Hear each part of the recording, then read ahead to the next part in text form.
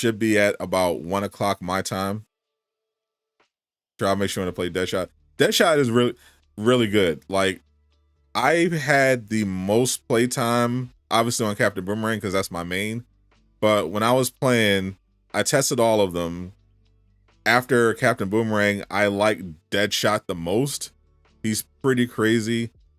King Shark has a lot of potential though, but you really gotta get kind of deep into a skill tree and then get the right gear to complement him. But once you do, he does have a ton of potential because he's got some crazy melee perks, and his traversal is the second best in the game after Captain Boomerang, in my opinion. Harley's the fastest, but it's the hardest to master.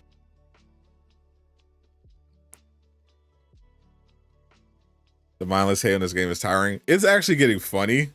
Like, legitimately, people are running out of criticism.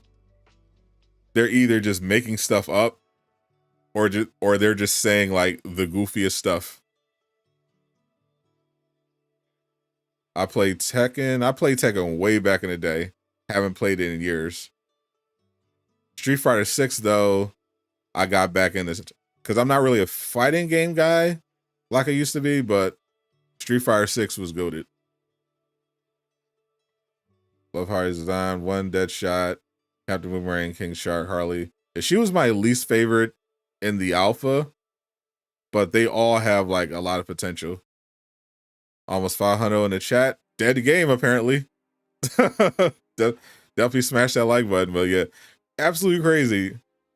More and more people are just getting into the game, and people just insist, oh, it's dead, no one cares. It's literally sitting there as the most pre-ordered game in the PlayStation Store. We got damn near 500 people in here to watch an insider episode where they're going to be talking about DLC and the battle pass and everything like that. But no, nobody cares apparently. Nobody wants it. Like, it's just so, like, they're coping so hard. It's crazy. The amount of cope is wild. We're seeing the same thing with Avengers, except it's actually kind of worse because Suicide Squad hasn't even give you a reason to hate. People are just mad that it's not another Batman game, and they're just looking for any reason. Like, we would legit have people say, oh, I don't care about this game at all. Meanwhile, they're on every post about Suicide Squad telling you how they don't care about the game, telling you how it's going to be bad, but they keep posting. You'll see them on every Twitter thread. They're on my YouTube comments like, I don't care about this game at all. 100 comments later, oh, this game, I don't care about this game. Dead game. Like, come on, bro. Go take a shower. Go outside. It's like the Power haters. Bro, that game is ridiculous. Like, that's like, I might actually buy an Xbox just to play that. It's got 5 million sales in like 3 days. And it is like a blatant Pokemon ripoff, but better. This just shows you, if you don't give the customers what they want, somebody else will. Like, Power World would not be as popular as it is if Nintendo had just made that game. Like, people have been asking for that exact game from Nintendo for 20 years. IDK bro with the 5 months. Guess all the I need to hate brought out the true curiosity in everyone. That is true. That can have the opposite effect. Like, if you spend a bunch of time trying to get the game canceled, trying to talk about it, you're giving it free publicity. That's what's happening. You're giving it a bunch of attention. You're making a trend. So it's inevitable that people are going to be like, oh, what's the big deal? Oh, let me see this for myself. And then they look at it for themselves and they're just like, oh, well, all the stuff they were saying is like a lie. Like,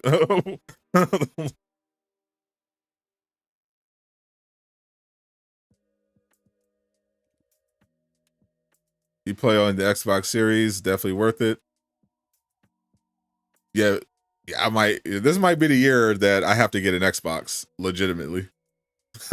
this might actually be the year.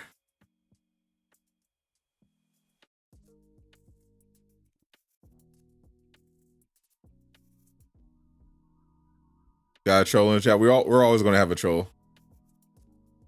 Mods, you know what to do. Get rid of the trolls. Movement reminds you of Sunset Overdrive. Yeah, definitely Sunset Overdrive, Crackdown. It's got some Borderlands in there. I really like how Rocksteady, you could tell they study like a lot of looter shooters.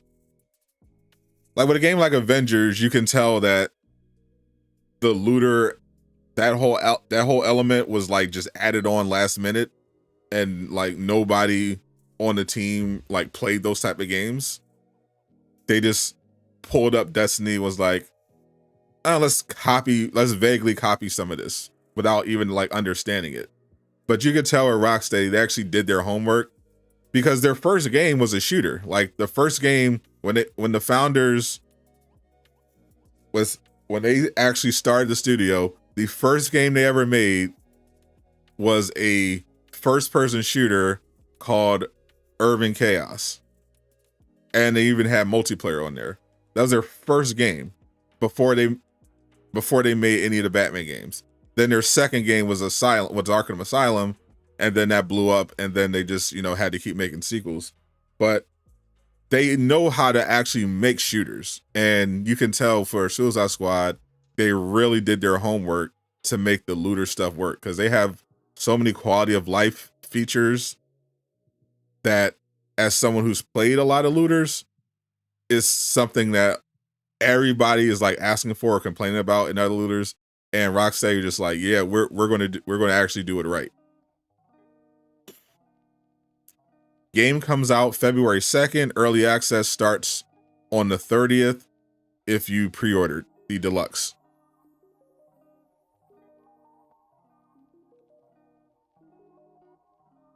What is my standpoint on the apparent continuity issues on Suicide Squad? Most of them are overblown. I think from what I've seen, the most that people are complaining about is the fact that Deadshot is black, because they haven't fully like explained how that whole imposter thing worked yet. And there were some people mad that they feel like they kind of retconned the Harley and Ivy relationship, because they really weren't that close in the Arkham games. In fact, Harley like straight up got Ivy killed in Arkham Knight. I mean, Harley literally straight up got her killed. Like, and betrayed her without a second thought, set her up. So that's an issue. Otherwise, I feel like, especially after having playing the alpha and walking through the Arkham Museum, seeing all the Easter eggs, all the breakdowns and throwbacks to previous games, the continuity is fine overall, I think. Do a poll for deluxe edition pre-orders. Crossplay, for real. Yeah, crossplay, cross progression. They got everything. How many people actually got I'm curious, because the pre-order deluxe edition, I think, is the best value. I think you're getting a lot for that, but I'm curious. Type 1 if you got the standard edition, type 2 if you got the deluxe edition of Suicide Squad. Because I'm pretty sure in the PlayStation Store, the standard is the most popular, but the deluxe is creeping up. No, I think it's the standard that's the most popular, or deluxe. I gotta check. A lot of twos, yeah. Because if I was gonna get it, if I was gonna buy it like straight up, I would get the deluxe rather than the standard. Yeah, a lot of twos. Yeah, a lot of people got deluxe.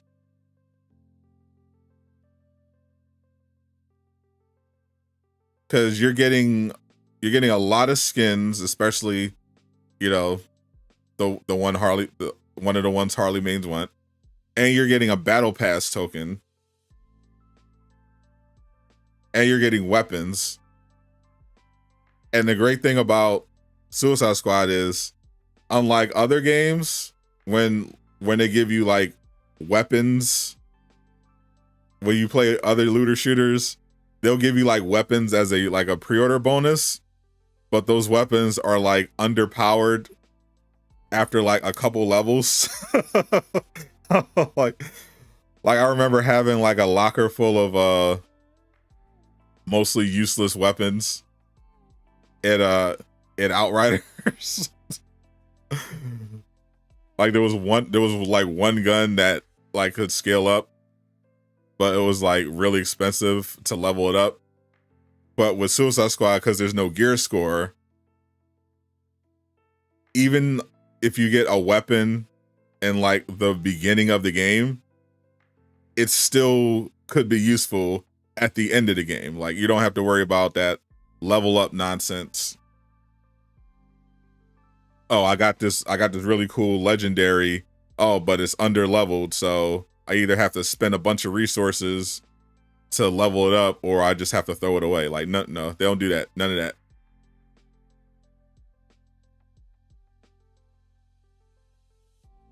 I thought it was just a great system.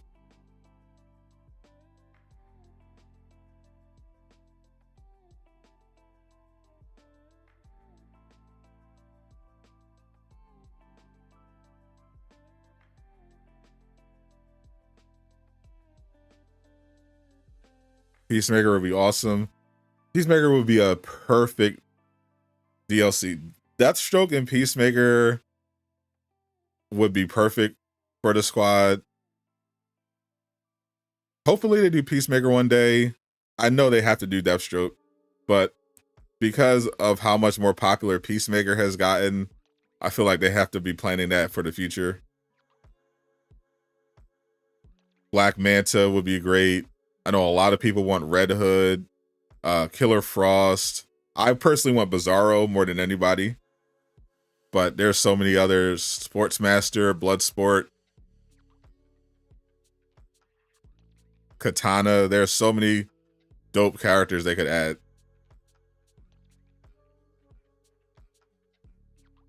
Insider should go live at 1 o'clock. We're waiting for them to upload. They should absolutely make Deathstroke playable. It'd be pointless to have them and not be playable. Polka Dot Man, Kite Man. Imagine a Kite Man DLC. You want to play the game earlier, so it makes sense for it to be that one at PS Store. Exactly. Like you're getting all the skins. You get a bunch of skins. You're getting the Battle Pass token, which you can use on any Battle Pass, and you get 3-day early access. Like that's just a great deal. Calendar Man. Superman's design looks awesome, comic accurate. Yeah, Superman and Batman have they always cook when it comes to Batman's design.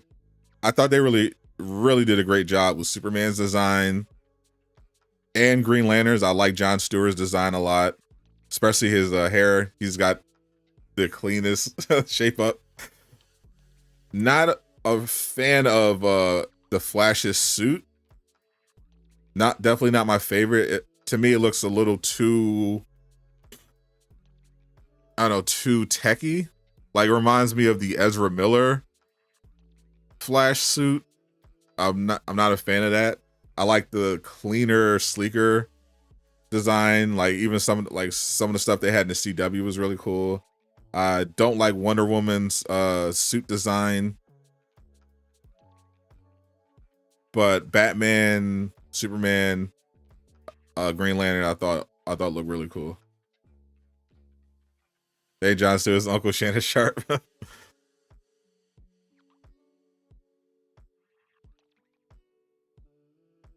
Yeah, her character Wonder Woman's character model is great. I don't like the costume design. I think that's my least favorite Wonder Woman costume I've seen.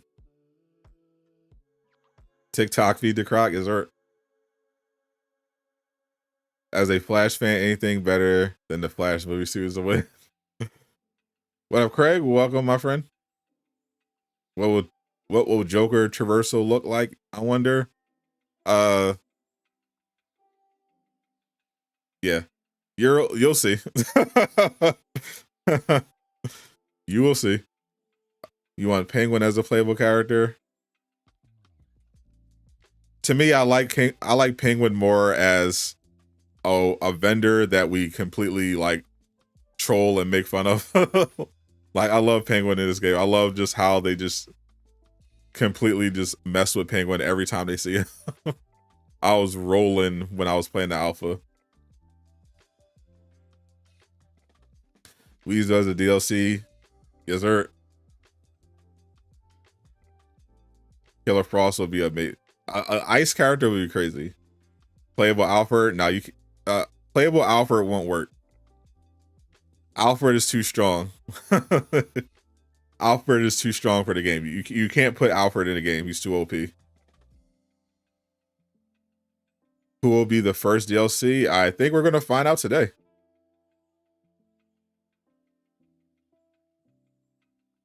Penguin will always be Suicide Squad ambassador. Exactly.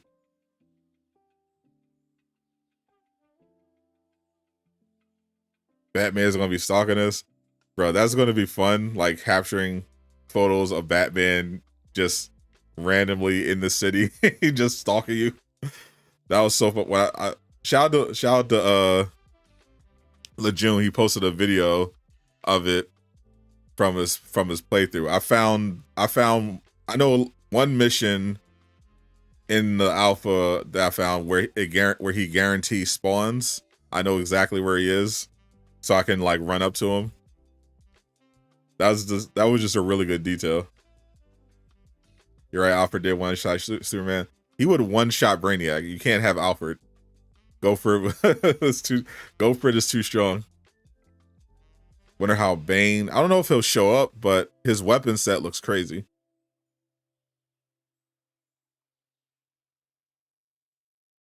Ventriloquist Scarface. Interesting. Cool vendors. Oh, for sure. Starfire from Teen Titans. Because the thing with the DLC characters is that it has to be a character that you can justify to some degree having a gun. So that does limit the pool a little bit.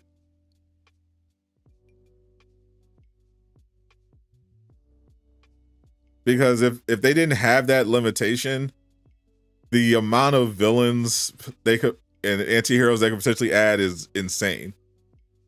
But when you add that limitation, that definitely narrows it, but there's still a ton of characters left. Even after that. My main day one is Boomerang.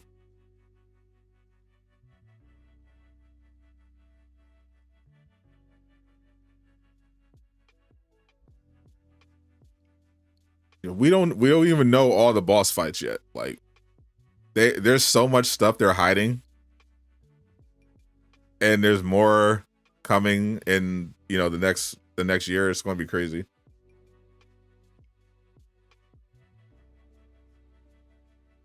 You want to know if what Miller said was true?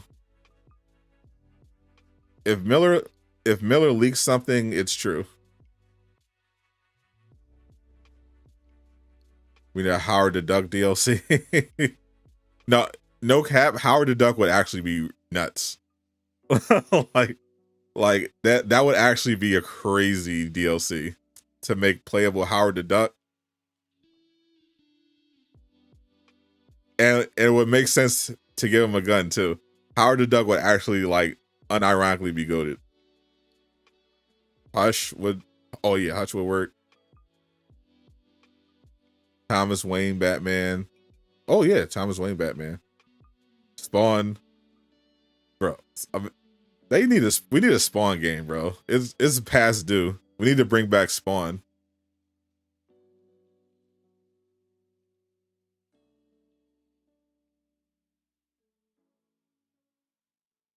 being on who to main Harley. I think everyone is going to eventually find what character they're most comfortable with.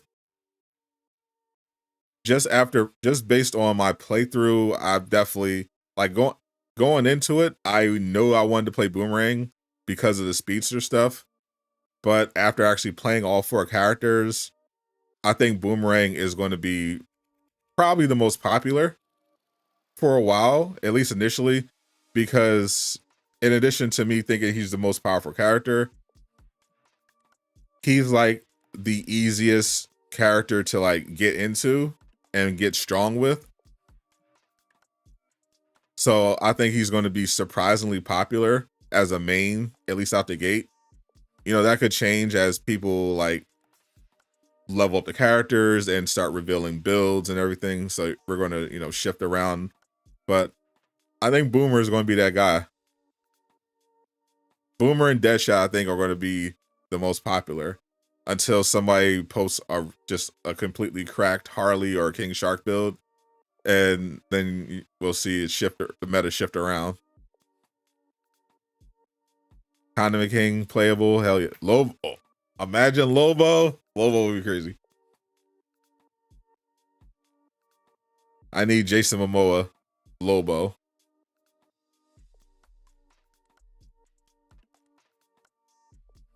Do you think we'll play the main story as DLC characters? I doubt it. I don't know how it's going to work, but I don't imagine that you'll be able to play the main story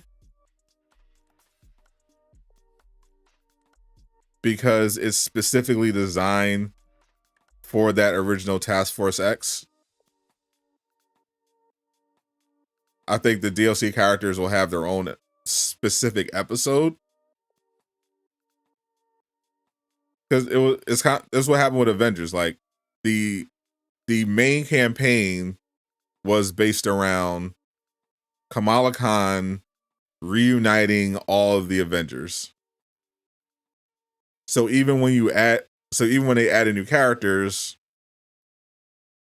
it wouldn't make sense to like have Black Panther in there because Black Panther wasn't, you know, part of the reassemble.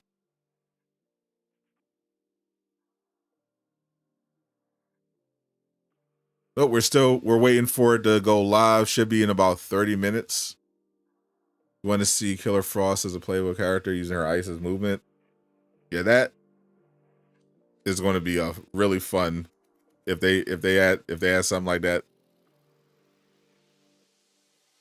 Because the traverse is always good. One of the definitely things I wanted to play as was like an ice character, because I think that's such a cool way of moving around. I wanted to play a speedster, which we got in Boomerang. I wanted a hawk type of character who can like leap. We got that in King Shark. So to have an ice character who's actually moving around, flying around on ice, like, yeah, we definitely need that. Talia al Ghul, she would be an option. Shoot, Ra's al Ghul would be an option. Two-Face would be good. I mean, he's got a weapon set in the game.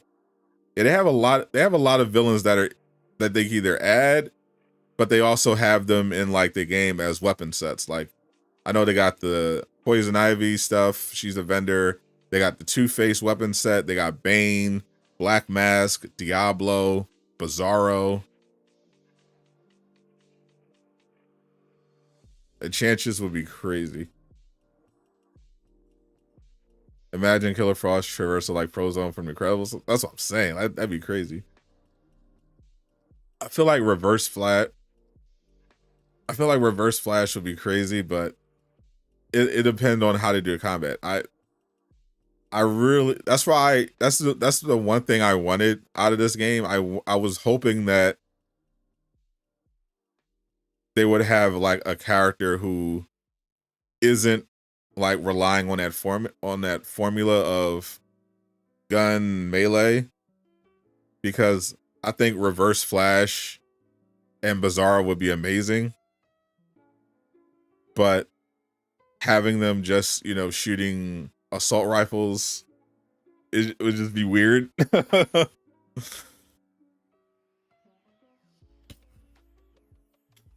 But I'm holding out hope.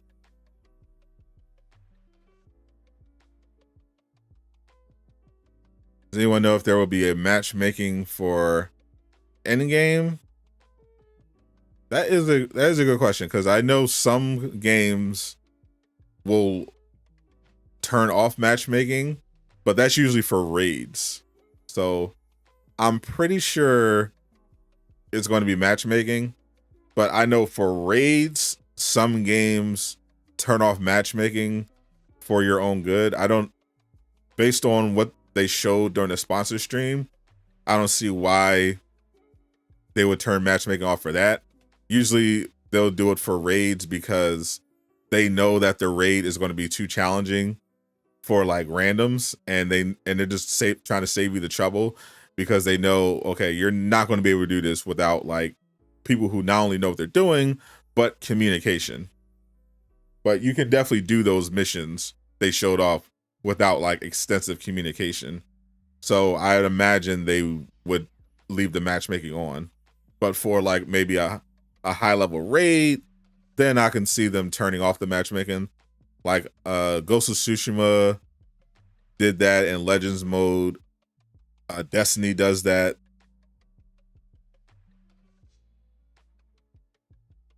Avengers had matchmaking for the raid, and it went as badly as you expected it to go.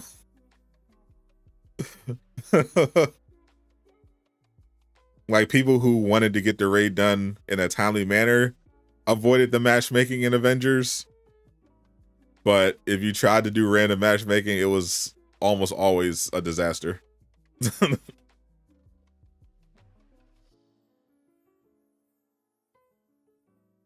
Moneybag doesn't pre-order. WB sending that pack. Oh, they sending him the game, a statue, Harley's actual baseball bat. They definitely hooking him up. IGN definitely did that.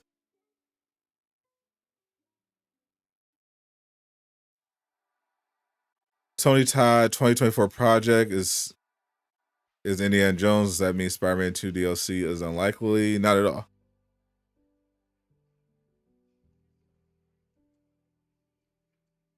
The project I was talking about was one involving Tony Todd, Najee Jeter, and Yuri Lowenthal.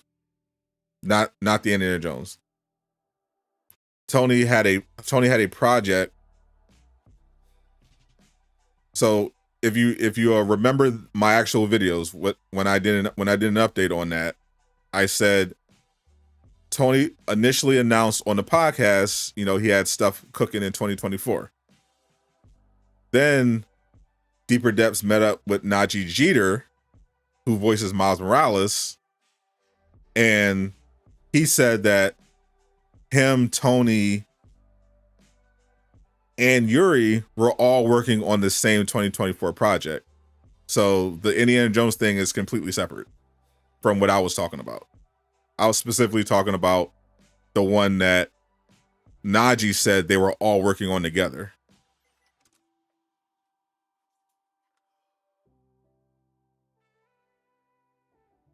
Did I see K-Wing's video about Superman and Batman meeting? No, I don't watch K-Wing.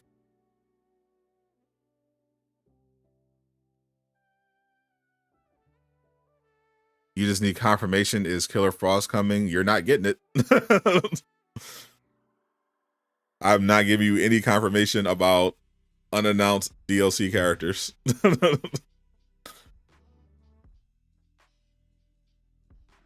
Can you expect Enchantress? You can hope for Enchantress. You can ask for Enchantress. The Rocksteady devs working on Suicide Squad are very receptive. They're active on social media. So I'm sure if you respectfully tell them characters that you want to see, they'll definitely consider it, especially if, people are supporting the game. It does well.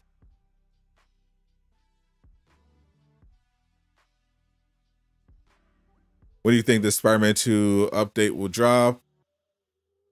Like I said in my last video, I'm expecting us to get an announcement about the Spider-Man 2 stuff at the State of Play.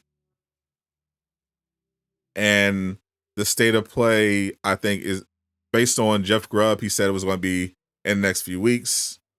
And based on the games that PlayStation have coming out, the State of Play, it would make sense for it to either be on the 25th, later this week on Thursday, or on February 1st, because they have to promote Helldivers 2, which comes out early next month. They also got Final Fantasy VII Rebirth. They got, they got Tekken. They got Rise of the Ronin. There's a bunch of stuff that they would want to promote at a State of Play, and the timing, they have to make sure that timing is right. So knowing they definitely want to be promoting Helldivers 2, get some hype going on that, get some pre-orders going on that. They gotta have that State of Play before that Helldivers 2 release date. So whenever that State of Play is, that's when I expect them to have an update on what Spider-Man 2 is doing next. Knowing what I know about Suicide Squad, most of what I know about Suicide Squad is not story related. The story content that I played so far was definitely a 9 out of 10. Just on what they showed in the alpha. The story, the little bit of story we got in the alpha was awesome. That Batman level was insane. The cutscenes were legitimately funny. It was a very engaging story. But most of my info about Suicide Squad is not story related, because I didn't want to know story spoilers. I just wanted to know stuff about the features, the gear, the DLC, the roadmap, all that stuff. I didn't want to know about specific plot points and everything.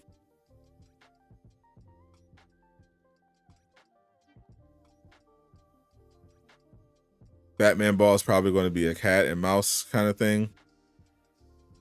Yeah, based on the trailer, it looks like he's definitely using Scarecrow's fear toxin. So that battle's probably going to be crazy. Deeper Depths in the building. We're just talking about you. What's up, my brother? Scarecrow and Catwoman would be terrible characters to waste DLC spots on. Catwoman, I agree. Scarecrow could be interesting. With the fear toxin.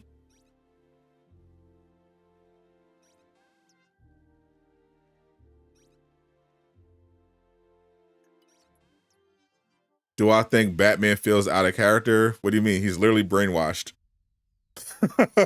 He's literally being controlled by Brainiac. All of the League are out of character.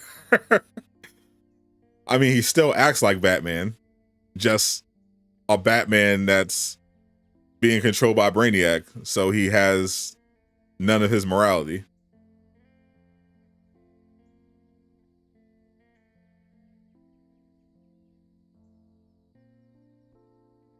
He definitely has some flashy gameplay.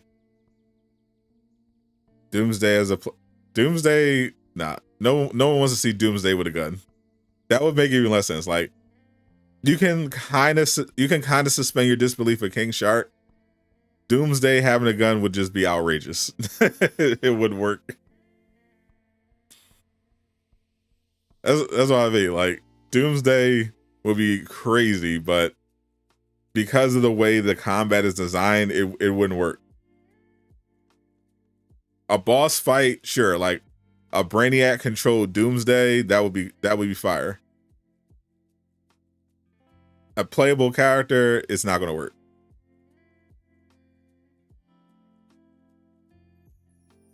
That's what I mean. Like, Killer Croc would be in the King Shark category, where it's like, you gotta kind of step aside a little bit. Insider is definitely showing. Yeah, we're definitely expecting them to at least tease a DLC character in episode 3. Let's see, the Minecraft movie is going to be rated R. Why? Why are they doing this? Katana will be fire. Only character you want is Deathstroke.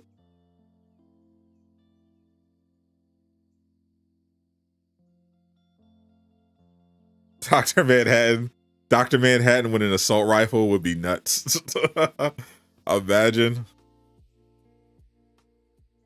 Now, like the comedian Rorschach.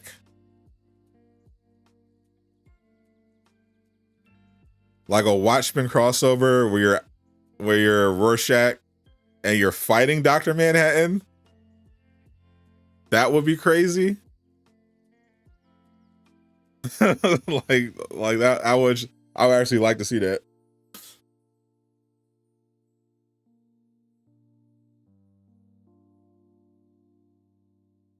And characters could work. Yeah, that's another character where you're just like, she really doesn't need guns at all.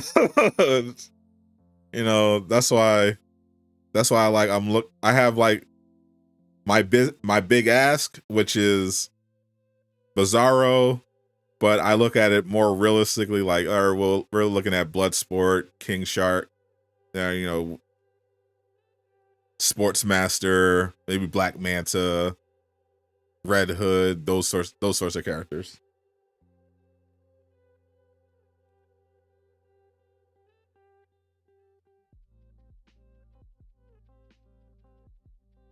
Where did I get the Harley pick? I made it up.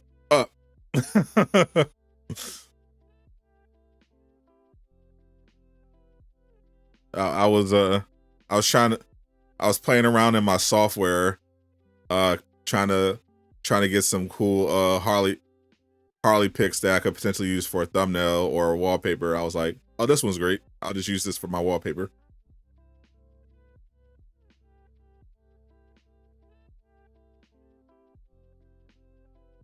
Well, like Black Manta, he needs more love in games, and he works. Like I don't mind him with a gun.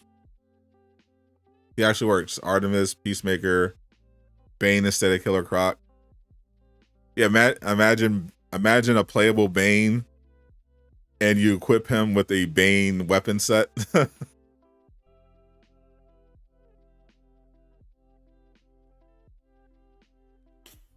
Yeah, just adding the characters that also have weapon sets would be dope.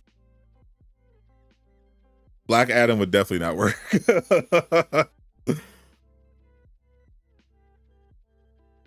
as a boss fight, Black Adam would work. Yeah, for sure.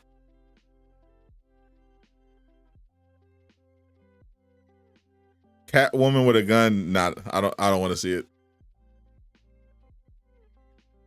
Freeze, Captain Cold. They would work. Heat Wave, that makes sense. Because they're already using guns. The Rock would want to play Black Adam. Polka Dot Man. Polka Dot Man, definitely. Nightmare Batman Notorious set. That could be something. Because I know they have Batman infused enemies. They have different enemies infused with like abilities based on the corrupted Justice League. But I don't know if they have any weapons. Not that I've heard or seen. Just the enemies. Like in the sponsor stream, we saw. I know there are Batman infused enemies, and in the sponsor stream, we saw a few Green Lantern infused enemies. One of them was a Green Lantern infused helicopter, but we didn't get to see it do too much because DrLupo like deleted it in like 3 seconds with his SMG. I was like, hey, yo. Like literally as soon as it came on the screen, someone was like, oh, here's the Green Lantern infused. Oh, it's dead. like Like, bro didn't even get to finish the sentence, and they had already took it out the sky. They were cooking on that level.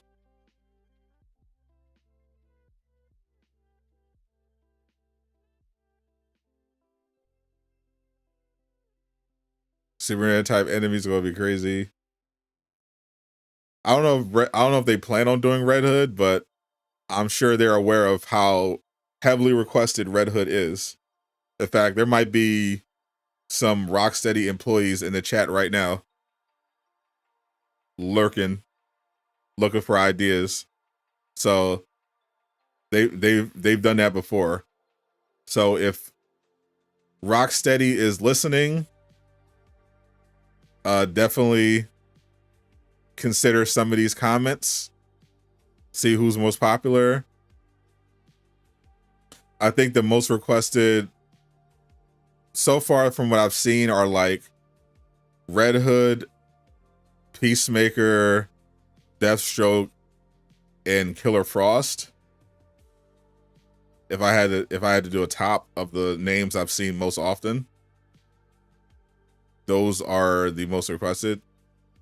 I think Deathstroke, Peacemaker are probably at the top with Red Hood.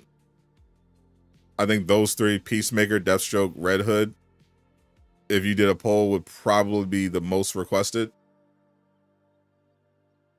So if you're listening, Rocksteady, that's who the people are looking for the most.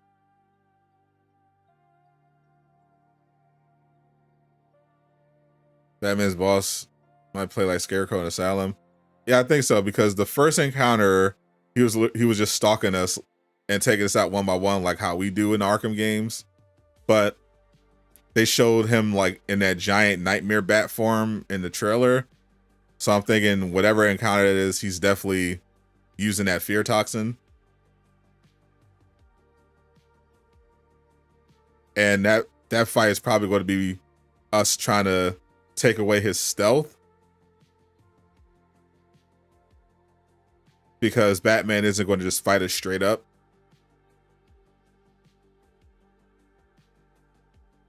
Which is good. That's like, I like how the battles are with the League members are kind of based on how they would be. Like Green Lanterns, you know, using all these big constructs. Flash is zipping around all over the place using lightning and tornadoes and Speed Force clones. Whereas Batman is just methodically taking you out one by one, leaving traps, taking out your tech.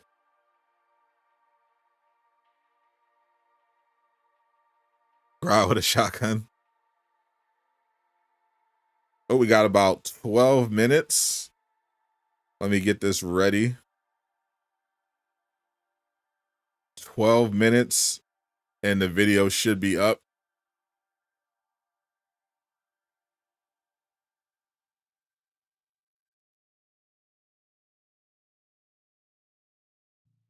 Let me set this stream up.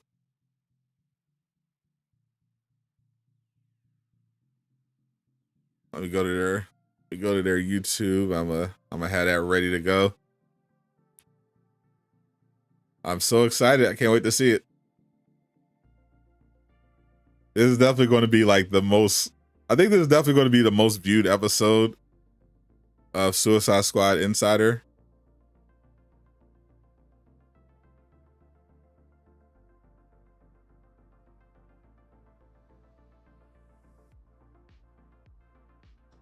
I have a feeling.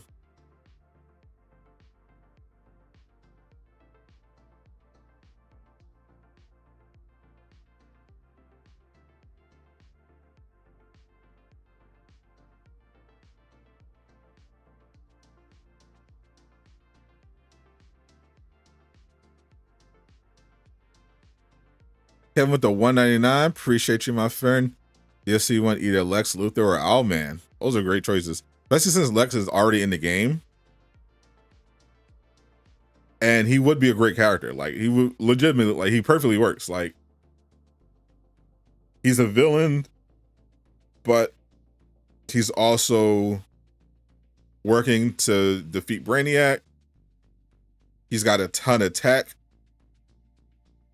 He's got he's got the suit. He could fly. Yeah, Lex will definitely work as DLC.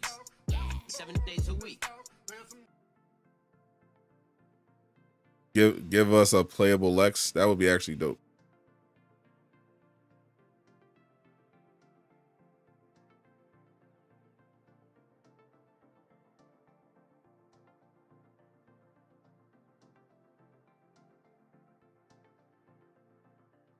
Bro calls night when it finishes. Lex in his mech suit would be sick. This episode has all eyes on it. One of the most important topics. Yeah, like I see some like random like haters talking about how it's bad that they're talking about post-launch content. Like, obviously just a desperate attempt to find anything. But yeah, with a live service game, it really hinges on your ability to keep players invested. And you do that with content, like what's going to happen once the story's done, what's going to happen after launch. So a lot of people are going to be tuning in. They want to see the DLC. They want to know more about the end game. They want to know about the battle pass, the seasonal stuff. Yeah, this is going to be a big episode. They can really like hook a lot of people who may have been on the fence. I know some specific stuff they could drop that'll definitely change a lot of people's minds about the game. Like, it's going to be great. But all games like this always talk about post-launch. Exactly. That's what I mean. You have a lot of the negative comments about Suicide Squad and complaints are clearly from people who don't know anything about the game and don't know anything just about games of this genre in general.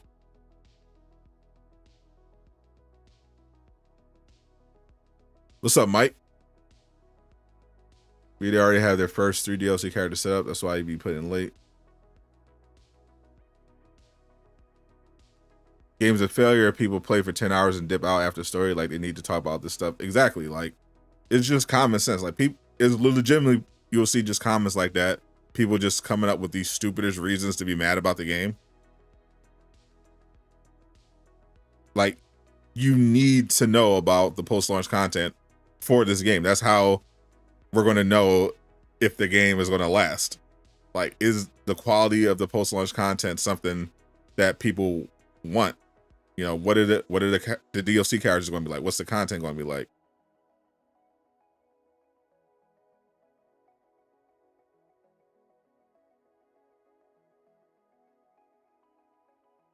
Martian Manhunter.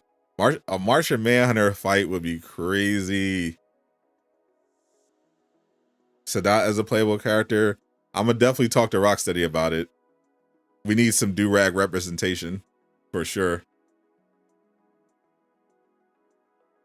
Is deluxe worth it? You get a bunch of skins. You get a token that basically gets you the whole battle pass, and you get to play the game 3 days early. Like, it's clearly the best deal to me. If you're buying the game anyway, I would definitely pay an extra $30 for a battle for the whole battle pass plus extra skins and 3-day early access. Like, you can't beat that. If you're buying the game anyway, just get deluxe. $4.99. Appreciate you, Grand Main. Wouldn't it be better to have a roadmap for this game? Was not knowing exactly. Like, it was actually a meme when it came to Marvel's Avengers about the roadmap. The roadmap that they advertised this 2022 roadmap that never came. And that was kind of people's clue that, yeah, this game was cooked. When they were just like, yeah, we're not doing roadmaps anymore. We don't want to look too far ahead. 7 days a week. When a vendor said, yeah, we're not trying to look too far ahead, so we're not doing roadmaps, that's when we knew, oh, yeah, this game is cooked.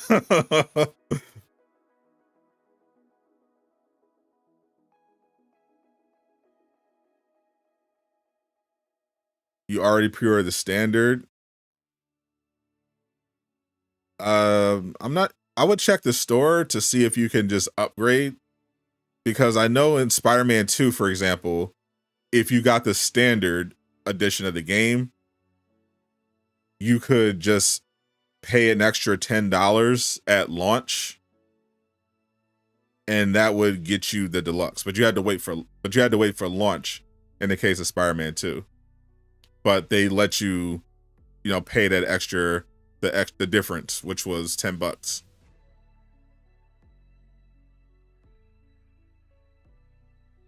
But if you, it's still early. You could also just refund your standard and just buy the deluxe instead.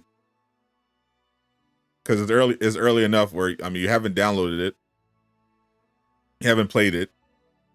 You can just be like, all right, I'm gonna cancel and just go deluxe.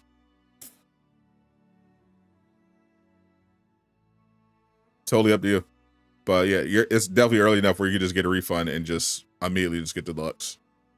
Horde mode at launch. Oh, how long did we ask for a horde mode, bro? In Avengers. You're just like, horde mode. Horde mode is so much fun. I was actually just playing horde mode yesterday. The Ghost of Tsushima version of horde mode, survivor mode. I just had a craving to play some Ghost of Tsushima. Wanted to level up my Ronin a little bit. Hopped on. Did just some random matchmaking in survivor mode.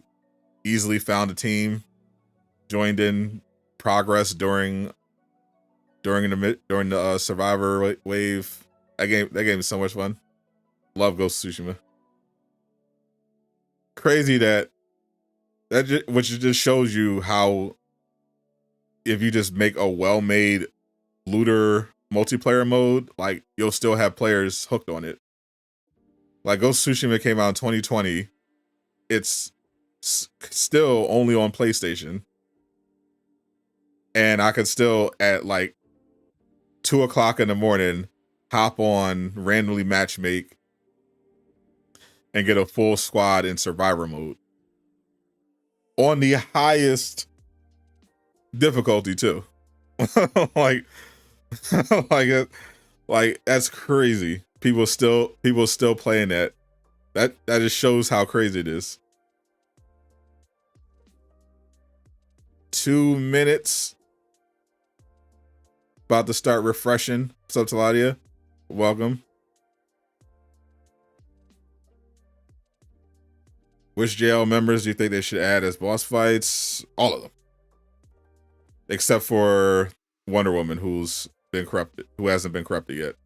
But their roster that they show so far is a smaller one. I'm curious if they have other members potentially that we haven't seen yet.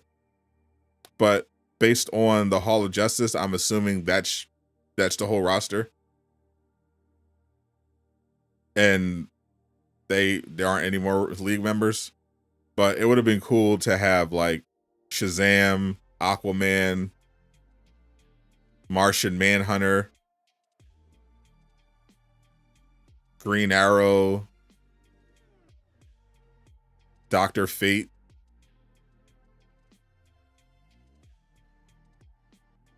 All right, let me refresh again.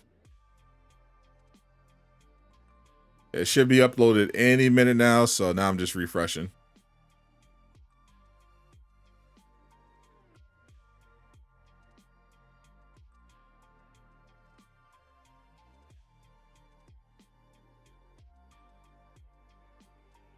Once it's uploaded,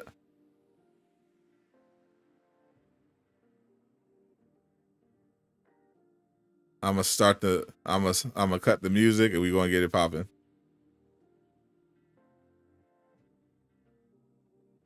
Certified freaks. 7 days a week. EJX, thank you for the $3 tip. Appreciate you. Hawk Guy, Mr. Terrific. Mr. Terrific. I'm wondering if James Gunn is going to use, because he said that he wants to make AAA games based on the DC. Like they were asking about his DCU plans for video games, and he said, yeah, he wants to make legit AAA games. So I'm wondering if he's going to have like games with those characters that he introduced. Oh, it just got uploaded. 11 minutes. It's time, chat.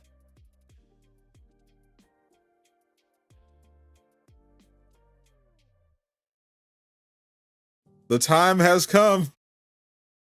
Suicide Squad Insider Episode 3. It's about to go down. Let me set the mood. Get it right, because I'm gonna be doing a reaction to this. I'm gonna be hosting my reaction.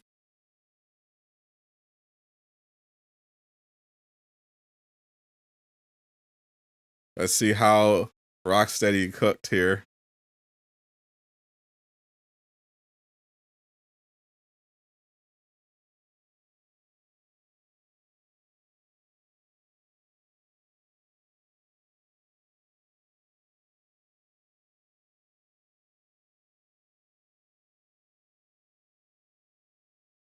Oh, I can't wait. I'm actually excited. I'm so excited to see what they did.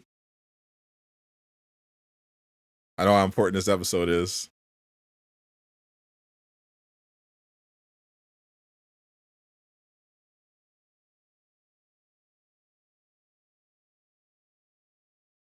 All right.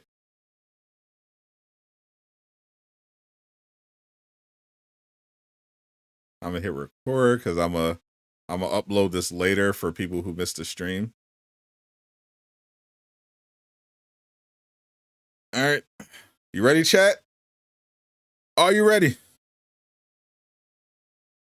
All right, chat. This is Suicide Squad Kill the Justice League Insider Episode 3. The one we've been waiting for. I'm expecting some DLC, a little Joker, perhaps, some Battle Pass info. This is going to be crazy. I can't wait. It's 11 minutes, so let's see.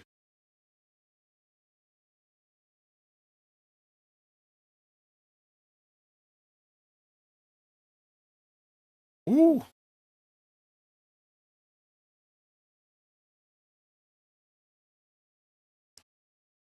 See the Wonder Woman outfit? Hold on, let me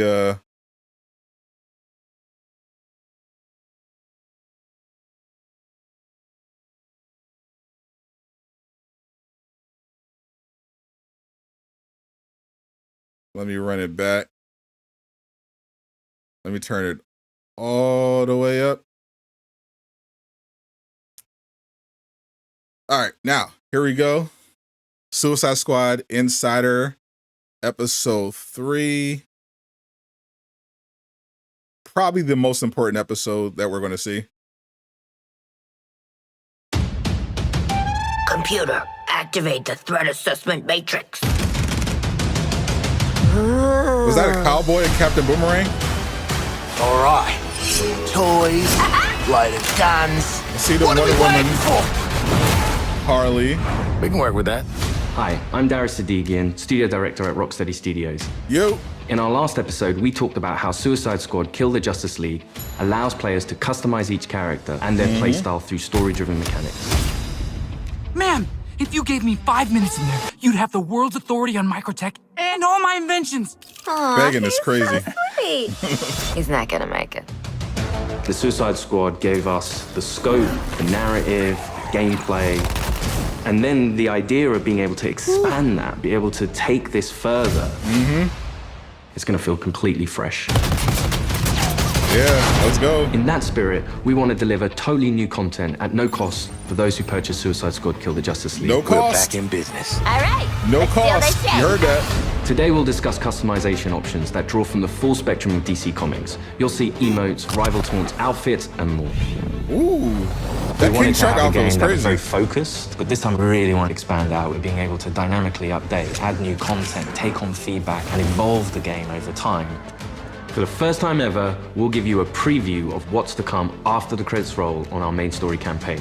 Yeah. We always designed the game in a way that we really wanted it to be accessible for everyone. And for those players that want to delve even deeper into our gameplay and into our systems, it really is about delivering new places to explore, new worlds to be in, new stories, new characters, and creating unique ways for you to play. We're gonna give you the content you love. Speaking of, what are you doing, mate? I'm smiling. Let's dive into Suicide Squad I love Insider Boomer. Episode 3. Boomer and King Shark are so funny in this game. Welcome to Task Force X. From the onset, Suicide Squad, being a squad, felt like the right fit for the kind of game that we wanted to make. You get to play with friends, you get to play on your own, but while you are playing on your own, you're playing with the squad. Always. Yes, sir. Every aspect of our games, we always look at it through the lens of Rocksteady's treatment. And that just doesn't stop at gameplay, that doesn't stop at story. When we're looking at the So they social just features hint that at we really PvP? introduced Yes, into they Suicide did. Squad, it has Rocksteady's approach. What do we think players will I have saw that fun with? screenshot. This game has the mechanics to play kind of socially competitively, like none of our games have previously, and it really fits the characters of the squad. With multiplayer, we're leaning into the competition within the squad to show off your skills, show off your metal, be the best one. I'm a freaking Come on, I think it's coming. PvP? The squad are working together under duress. And so it's fun to add in mechanics to encourage the players to behave in the same way. So a lot of the time what you'll actually be doing is trying to get the highest score, which luckily helps you Scoreboard. complete the mission, but the best player in any mission becomes the squad leader in multiplayer for the next mission. How great was I? We have leaderboards for solo play, for playing with one friend, two friends, or a four-player squad.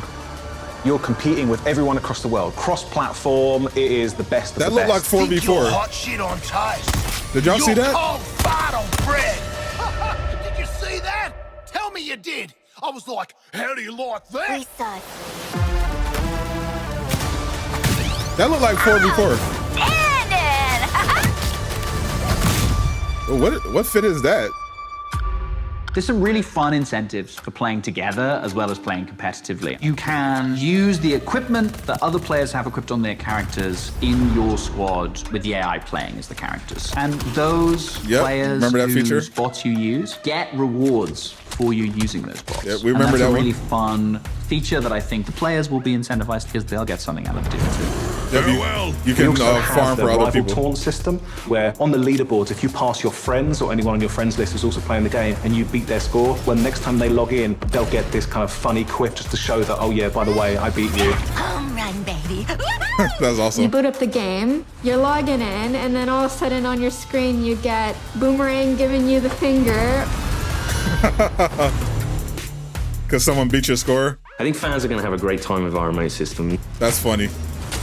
Allowing players to kind of communicate in different ways, really in playful ways. Got As the Rocksteady, emotes. as creators, this was another opportunity for us to really engage with our characters, extend the narrative. through the Nobody's players' beating my choices score. with a very cinematic eye. Through the game, we offer Look at that many Deathshot customization Batman. options and outfits to the player. You start off in the prison, you get your prison garbs, and then you evolve to the Task Force X outfits. They better put that outfit in the game. They better put that. Something Nah, more fashion put that other forward. Harley outfit in the game. Don't play with us. The outfit customization in our game is vast, to say the least. Look at that. Look With at all this those game, skins. Rocksteady will deliver a full story-driven campaign to players, including more cinematics than any previous Arkham game. For players who survived the war against Brainiac's forces and want to keep the adventure going, Rocksteady is ready. We very much knew we had a story to tell initially, and then we wanted to carry on feeding into that, and then changing up the gameplay That's to so have locker, a game yep. that was going to evolve through post-launch content. Suicide Squad Kill the Justice League is going to be one of the most generous, Daily Cackle. player-friendly post-launch That was experiences the available. Joker mission. Every season, we will have 2 episodes. Each season, there's going to be a different spin on how you play, and will be heavily themed Joker? by a DC villain. So there's many, many layers of influence from the DC world on how you play and what you do. The seasonal content gets automatically dropped into the game each episode. There's no playable content locked behind a battle pass, and the in-game shop is for cosmetics Arkham? only. You'll always be able to go back and play the Arkham? episodic content. If you want to come back 6 months from now, that'll always be there. This is a totally They put the player-friendly Arkham map approach in to there! letting you play the content you want to play when you want. The DC universe is massive, and in most games, you can only see or explore a tiny, tiny piece of it. But what's really cool about the narrative of Kill the Justice League is there's almost no limit. Yes, sir. On We're where going we back can to go. Arkham. Celebrating before the game is over. In his pursuit of trying to recreate his perfect Kolu, Brainiac has been experimenting with some of our favorite DC characters' DNA, creating new worlds in alternate realities. It's these worlds that we call Elseworlds. Elseworlds Brainiac is a Arkham? genius of 12th level intelligence, but he's also trying to rebuild this civilization that he misses and is lost, and there is nothing he won't do to get there. New Kolu will be reborn. He's building a model of the multiverse. It's all gathering data. I will unlock your full potential. This is so dope.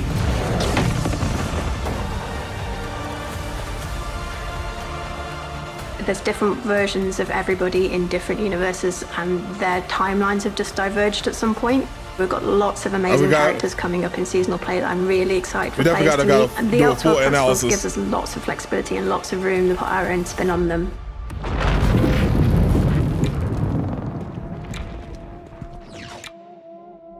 So we get to play with a bunch of cool shit from alternate universes, and then what? Retire?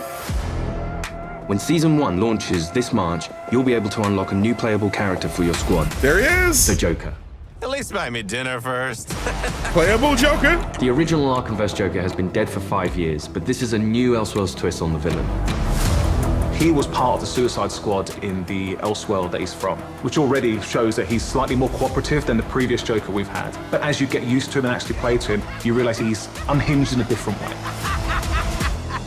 Not only has he got to figure himself out, but he's figuring out his place in this new world and this new squad. He hadn't reached supervillain status before Brainiac invaded, so, he's still a bit less experienced. I think we've taken him back to the kind of more vaudeville roots of Joker. He's masking insecurities with traditional Joker behavior. But deep down, he's not sure who he is yet. Lock him up. Oh, making new friends after a move is always tough.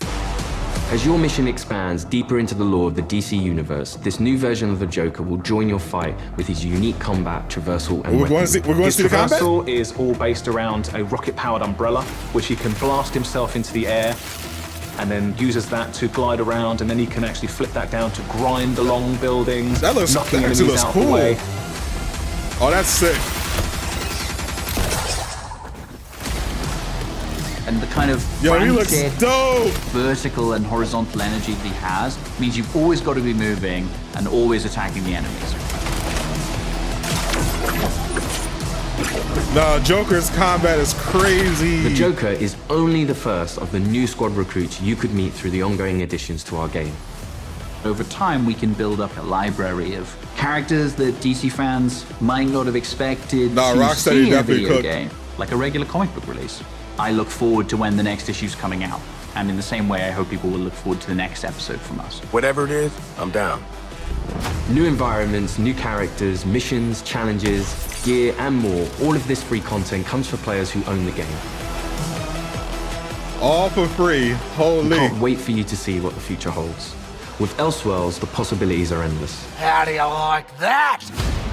Thanks for watching this series. We hope you'll join us for Suicide Squad Kill the Justice League, a third-person action shooter where some of the wildest villains of DC Comics join forces to save the world from its greatest heroes. No, that's mental. Yes, sir. They're not doing that. God help us. Yeah. I think players are going to be surprised about. Surprised they didn't talk about the battle pass yet. Character. It comes back to player choice. I wonder if they're going to talk about it in Discord. Everything from melee strikes into gunplay, which you could then go into a traversal attack. All of the combat moves flow seamlessly into another. I was expecting to know about more detail. They can be loud, and playing together with your friends in a multiplayer space is a really unique experience that you can't get anywhere else. What we've done with the Suicide Squad is to really expand those experiences. Not only just one character this time around, we've done it with 4, and we plan to do it with more. This brings back memories of my old Suicide Squad. Whether you're in for the main story or exploring what lies beyond, Rocksteady Studios is here to support our players while delivering exciting new experiences. Thank you for joining us, and we'll see you at launch February 2nd, 2024.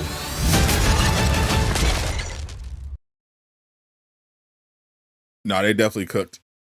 Only thing I'm expecting more detail on is the battle pass. They might drop a blog or something about more of that later. So I'll keep an eye on that. But W. That was a W. Joker's gameplay looks crazy. No, if you want a roadmap, Miller has it. like I had to pretend to be surprised by all of that. I mean, I didn't get to see the Joker combat, so that was fun to see for the first time. But I knew all that was coming.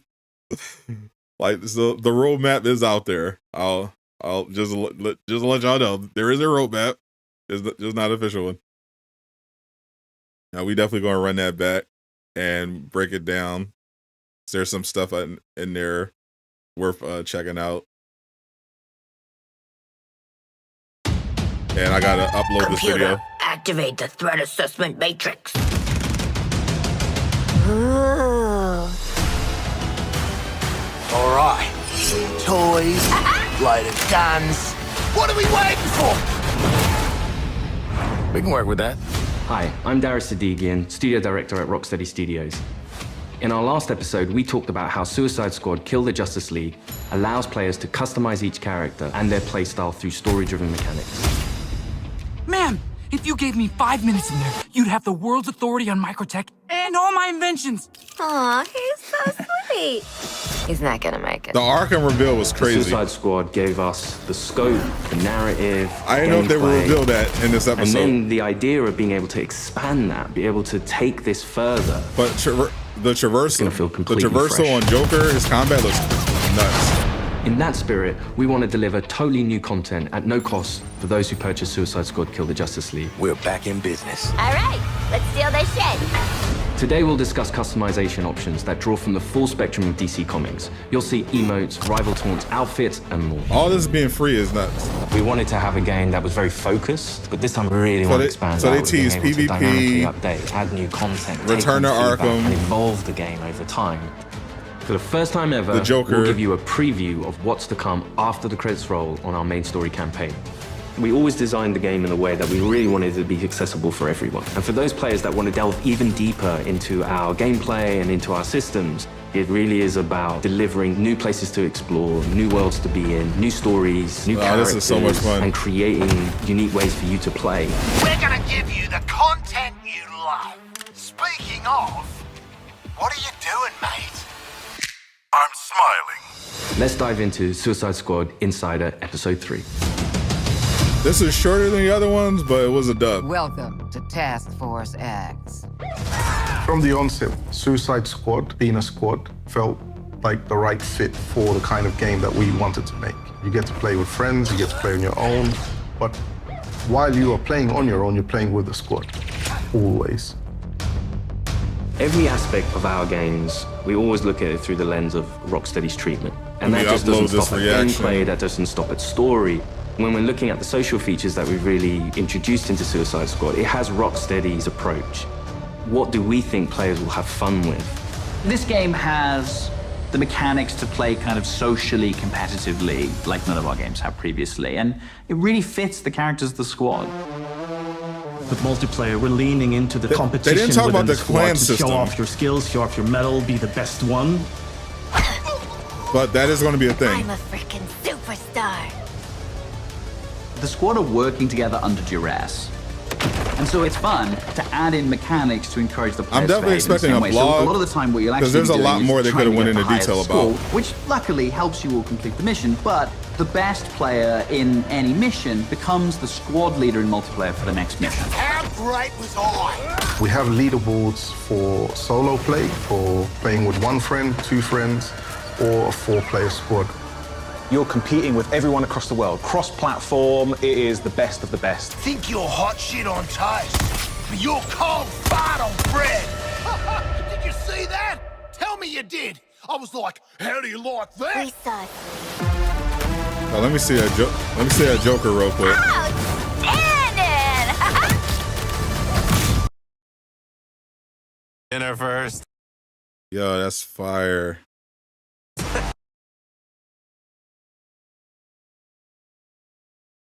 First look at Joker. Look at that. That's the new Joker. That's gonna be tough. Trying to get the highest score, which luckily helps you all complete the mission, but the best player in any mission becomes the squad leader in multiplayer for the next mission. How great was I? We have leaderboards for solo play, for playing with one friend, two friends, or a 4-player squad. You're competing with everyone across the world. Cross-platform, it is the best of the best. Think you're hot shit on toast, but you're cold fart on bread. Did you see that? Tell me you did. I was like, how do you like that? Precisely. Outstanding!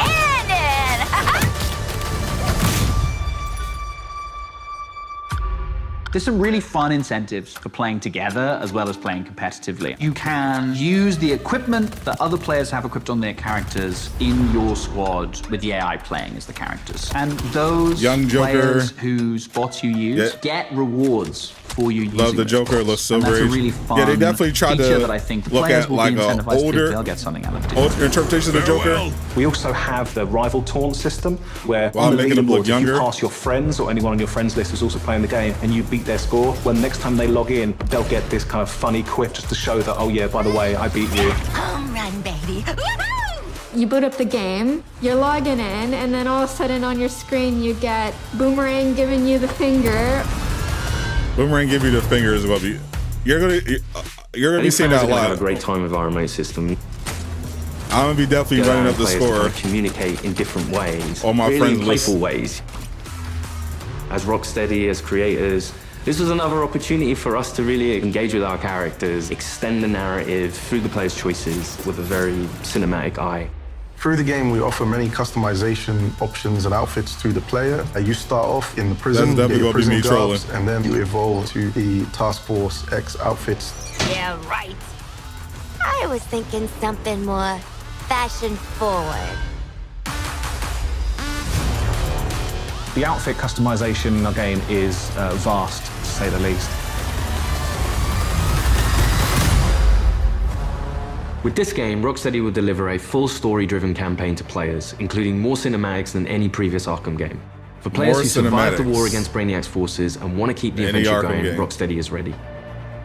We very much knew we had a story to tell initially, and then we wanted to carry on feeding into that, and then changing up the gameplay to have a game that was going to evolve through post-launch content. Suicide Squad Kill the Justice League is going to be one of the most generous, player-friendly, post-launch experiences available. Player-friendly. Every season we will have 2 episodes. People are still going to call it a different spin on how you play, and we'll be heavily themed by a DC villain. So there's many, many layers of influence from the DC world on how you play. Haters gonna hate. The seasonal content gets automatically dropped into the game each episode. There's no playable content locked behind a battle pass, and the in-game shop is for cosmetics only.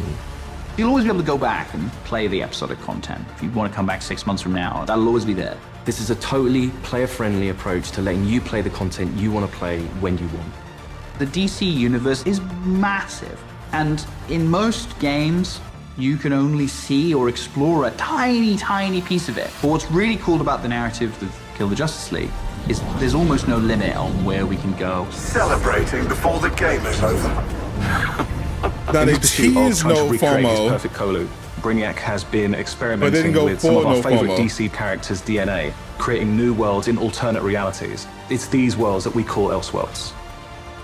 Brainiac is a genius of 12th level intelligence, but he's also trying to rebuild this civilization that he misses and is lost, and there is nothing he won't do to get there. New Colu will be reborn. He's building a model of the multiverse. It's all gathering data. I will unlock your full potential to serve me.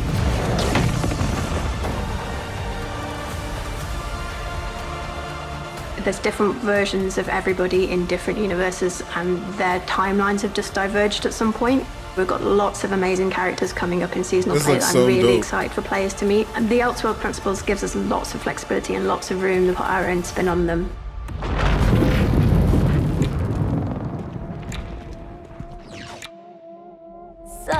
get to play with a bunch of cool shit from alternate universes. And then what? Retire? When Season 1 launches this March, you'll be able to unlock a new playable character for your squad, the Joker. At least buy me dinner first. The original Arkhamverse Joker has been dead for 5 years, but this is a new Elseworlds twist on the villain. He was part of the Suicide Squad in the Elseworld that he's from, which already shows that he's slightly more cooperative than the previous Joker we've had. But as you get used to him and actually play to him, you realize he's unhinged in a different way. Not only has he got to figure himself out, but he's figuring out his place in this new world and this new squad. He hadn't reached supervillain status before Brainiac invaded, so, he's still a bit less experienced. I think we've taken him back to the kind of more vaudeville roots of Joker. He's masking insecurities with traditional Joker behavior. But deep down, he's not sure who he is yet. Lock him up. Oh, making new friends after a move is always tough. As your mission expands deeper into the lore of the DC Universe, this new version of the Joker will join your fight with his unique combat, traversal, and weaponry. His traversal is all based around a rocket-powered umbrella, which he can blast himself Why is Joker into the shooting? Air, and then why is the Flash running around, and then he can actually flip that down to grind along buildings, knocking enemies out of the way. Why can Superman fly? And the kind of frantic vertical and horizontal energy that he has. Why is Batman using stealth? Moving and always attacking the enemies.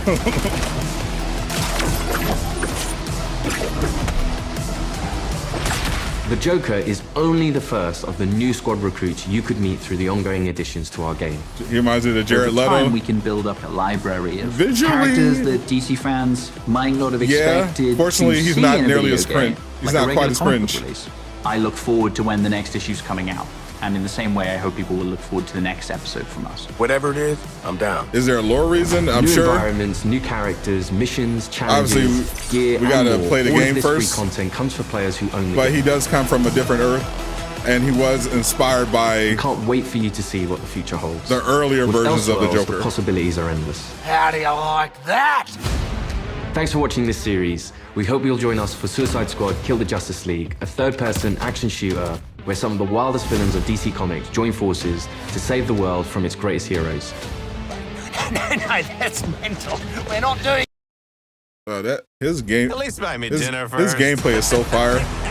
The original Arkhamverse Joker has been dead for 5 years, but this is a new Elseworlds twist on the villain. They actually cooked on that. He was part of the Suicide Squad in the Elseworld that he's from, which already shows that he's slightly more cooperative than the previous Joker we've had. But as you get used to him and actually play to him, you realize he's unhinged in a different way. Not only has he got to figure himself out, but he's figuring out his place in this new world and this new squad. He hadn't reached supervillain status before Brainiac invaded, so, he's still a bit less experienced. I think we've taken him back to the kind of more vaudeville roots of Joker. He's masking insecurities with traditional Joker behavior. But deep down, he's not sure who he is yet. Lock him up. Oh, making new friends after a move is always tough.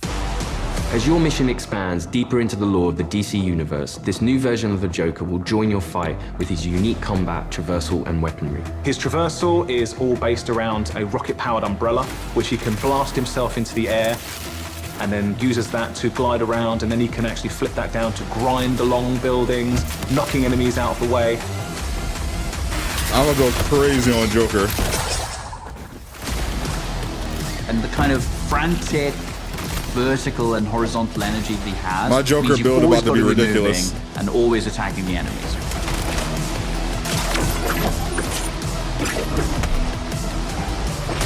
The Joker is only the first of the new squad recruits you could meet through the ongoing additions to our game.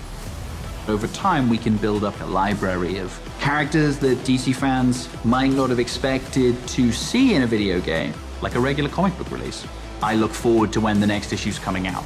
And in the same way, I hope people will look forward to the next episode from us. Whatever it is, I'm down. New environments, new characters, missions, challenges, gear, and more. All of this free content comes for players that who own the Arkham game. map, though.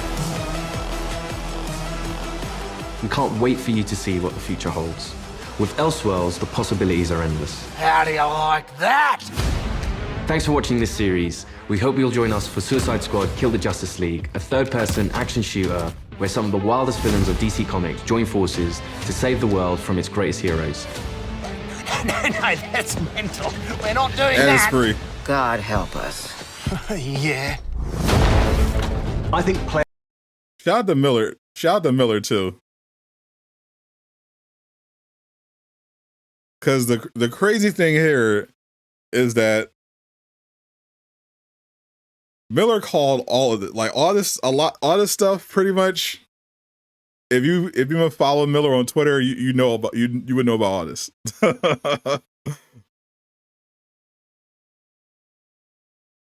you know about a lot of it on Twitter. Like some of the stuff he kept, but like you're gonna have people saying that, oh, Miller doesn't know what he's talking about. You can't trust Miller. Miller's not reliable. Yeah, all right. I'm definitely expecting a blog though, because there's a lot more detail, and they did that before too. They dropped like a blog as like a supplementary thing.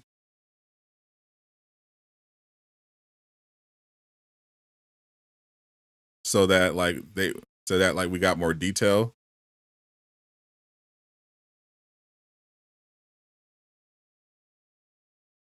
Because I know they talked about like a kind of a no FOMO approach to seasonal content. Like you'll be able to play the episodes and everything, but people wanted to know a bit more about the battle pass and everything specifically.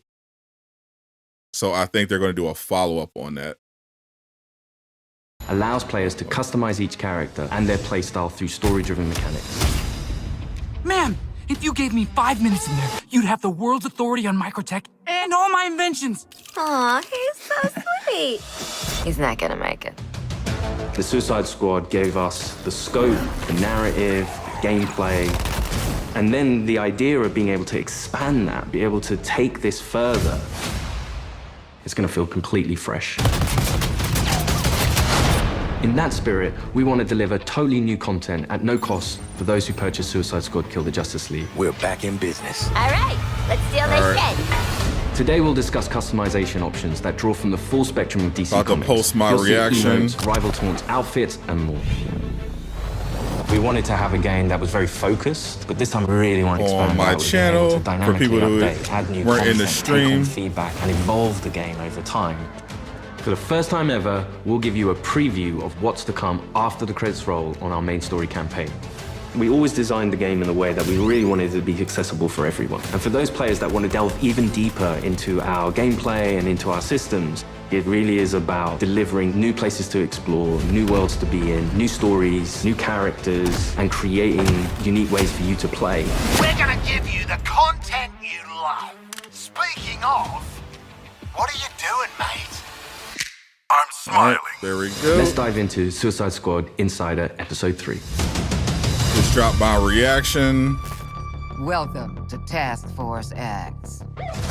From the onset, Suicide Squad, being a squad, felt like the right fit for the kind of game that we wanted to make.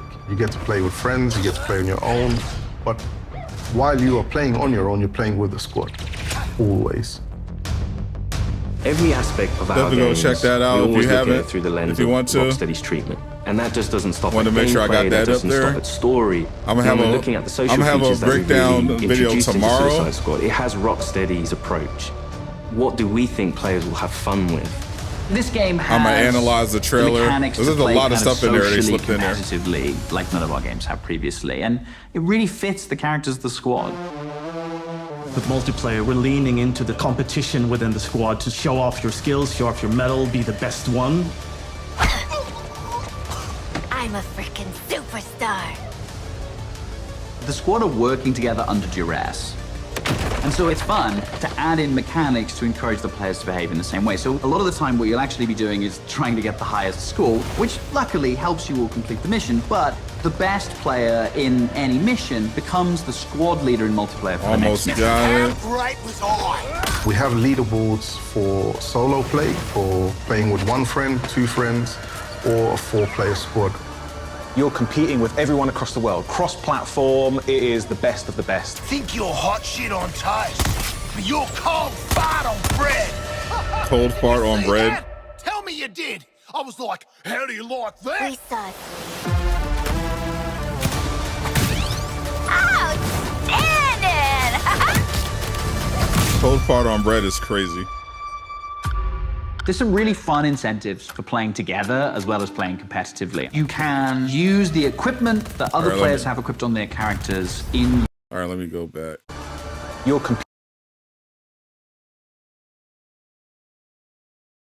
All right, this is the Finite Crisis. So this is endgame content. Yep, that's those are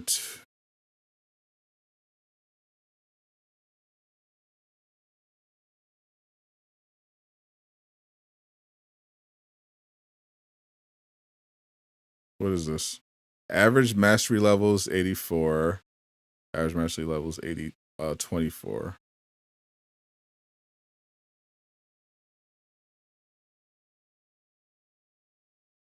I think these are the same. This one is flying solo. These are different squads. They have ranked. They look at. They have ranked. They're gonna have ranked.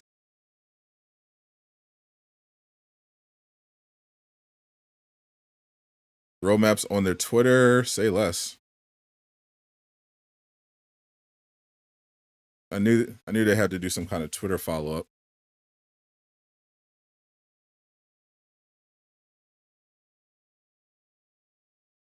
Roadmap? Shout out to Jay Shotglass.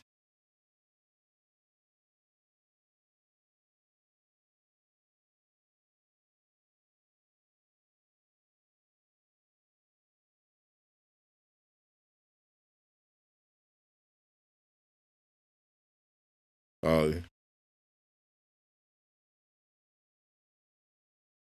we got an actual roadmap. Yeah, I knew they'd be going into more detail. All right. I'm gonna pull up the roadmap.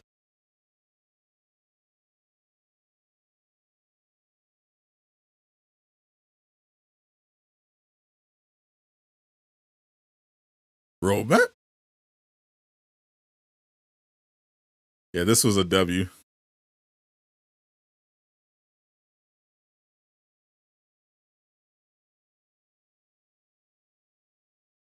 All right, here's a full Suicide Squad roadmap so far. The official, not the Miller one. Official Suicide Squad roadmap. Free seasonal content.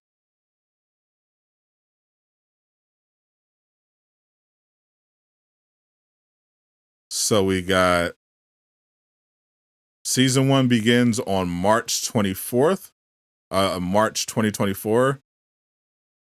That's a month after the game comes out. New playable environment. That's the Daily Cackle, the Joker, new DC villain themed weapons and gear. See those new boss fights plus enemy variants. There's a purple Superman and looks like Green Lantern. John Stewart, new playable character, Joker, new Riddler content, new activities and strongholds, and 2 episodes and more. That's like Two-Face. Yep, that's Two-Face. Is that Scarecrow?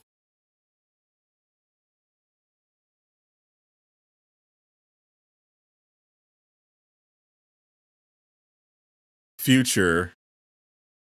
Seasons 2 through 4. 3 new playable characters. 3 new playable environments. Mid-season updates, activities, theme sets. And let's zoom in on the playable environments for the 3 other playable characters. That's a tease about what's to come. I know what those characters are, but I'm not gonna say anything. Yep, so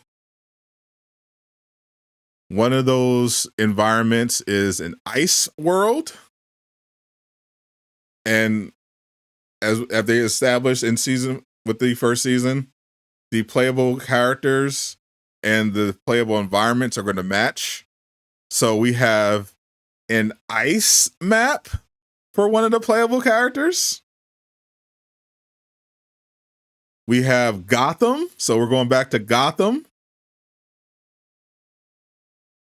And the last picture looks like Metropolis.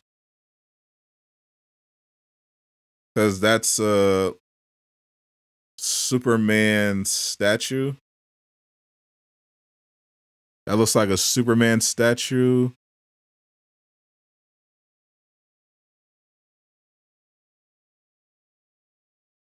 But the houses are much older.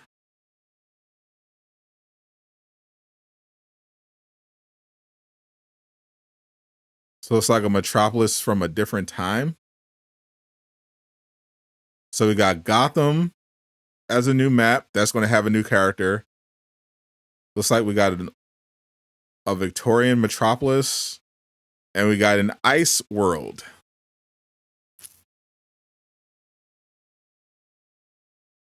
Looks like an eagle on the elbow. Can't tell what that is. Can't tell who that is on the statue. I can see the cape though, but it looks like Metropolis. Crisis on 2 Earth storyline? Could be. But yeah, we definitely got the ice world, the iced over city. So I think we could put 2 and 2 together to know what they're cooking with that character. And of course, everyone recognizes Gotham.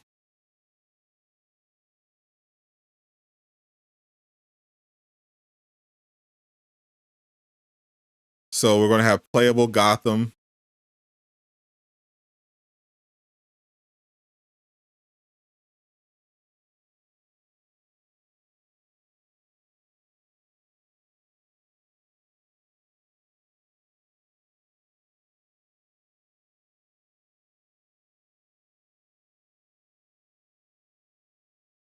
Let me see if Rocksteady posts anything else. This is fire though.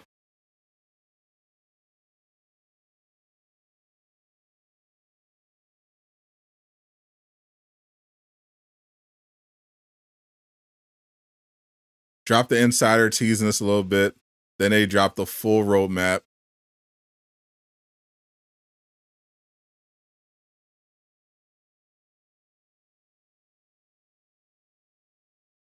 Mr. Freeze, you're in the neighborhood, but not quite. It's definitely an ice villain, an ice character, if you will.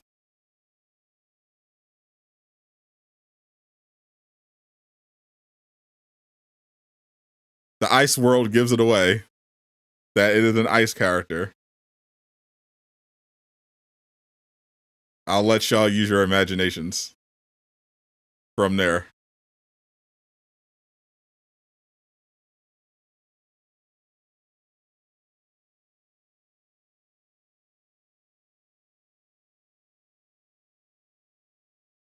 But this is a W. W content, W roadmap.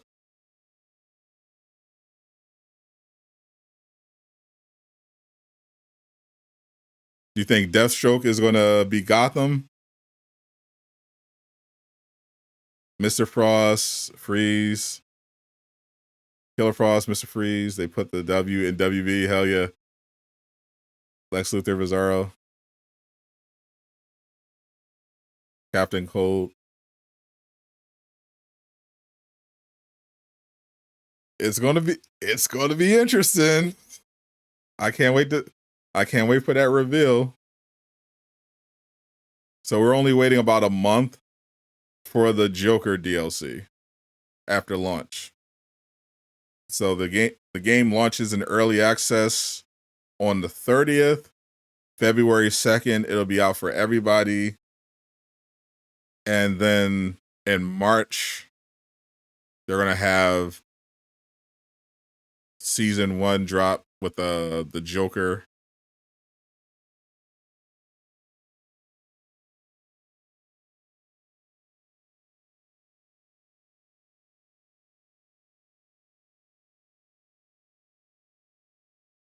Three mysterious playable characters, new maps.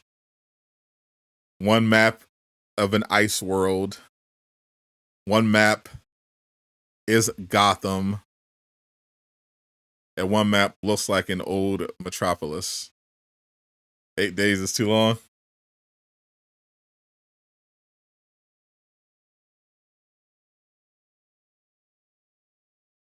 Yeah, no one is going to guess. I don't think anyone is actually going to guess the last two. I guarantee you no one's going to guess the last two. But somebody might guess the first one. Somebody might guess the ice character. But no one's going to guess the other two. You think it's Smallville? Yeah, content already for March. Bro, they are ready to go.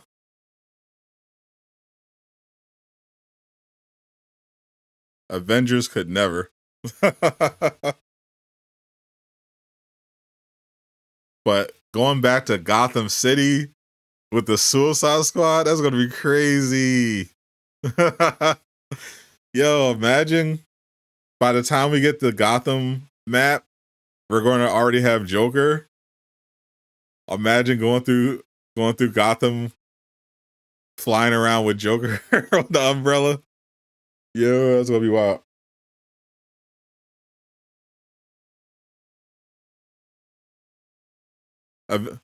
Oh, Miller actually revealed who it is?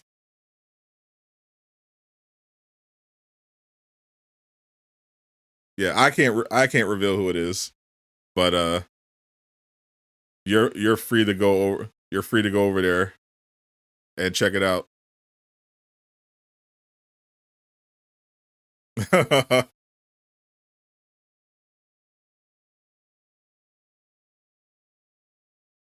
I'm not gonna say anything, but you're free to go over there and check it out. Mary Poppins, y'all. This was definitely a W.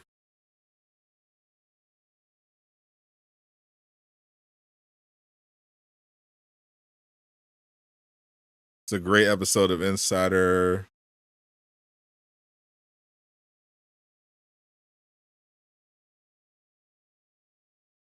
But I want to pull this up on the. Someone brought this up.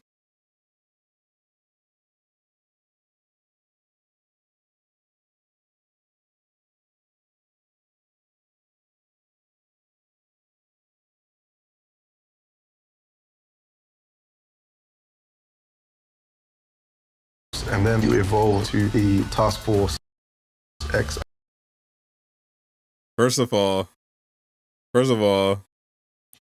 this Harley outfit better be in the marketplace. I'll tell you that right now. If they like money, that one better be in the marketplace. Outfits. Well, yeah, somebody noticed. Next to Harley's locker is a locker designated for another DC character.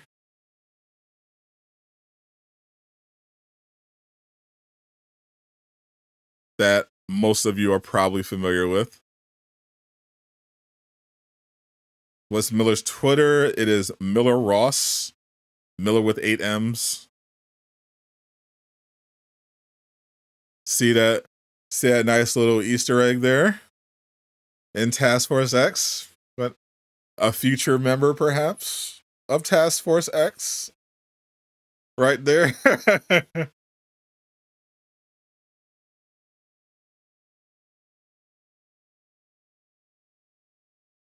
Your question is, how would they make Deathstroke vastly different from Deadshot? Well, for one, he definitely wouldn't have the jetpack. He would, and they obviously would have different melee weapons because Deadshot's melee weapon is his wrist cannons, whereas Deathstroke's iconic melee weapon is that sword. He also would probably use I think he's going to use a glider, so the flight might be similar. We'll see what they do, what they potentially would do with the traversal, but he'd have that distinction.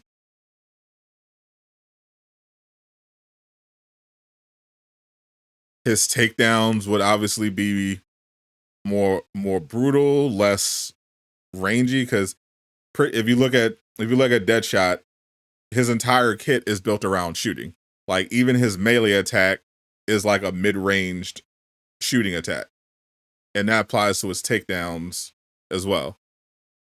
Whereas, yeah, Deathstroke has gadgets, but he's also one of the best melee fighters in all of DC. So I imagine he'll have a wingsuit, a sword, and he might have similar gun types as Deadshot. I think he'll have access to sniper rifles and assault rifles for sure.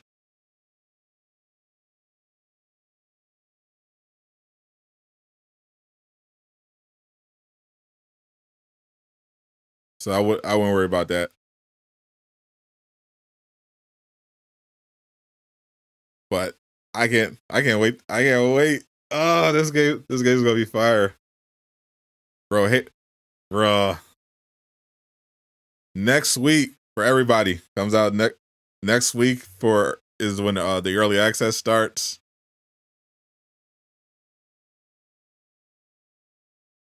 That's gonna be fire. Go to before the Brainiac scene. Which one was that?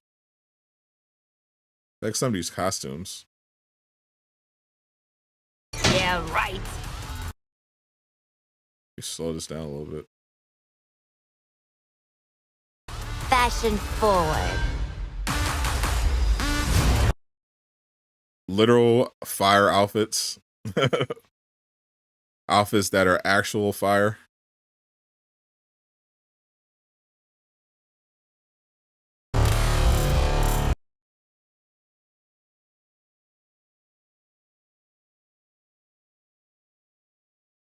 Look at these. They'll kind of look like sanitation outfit.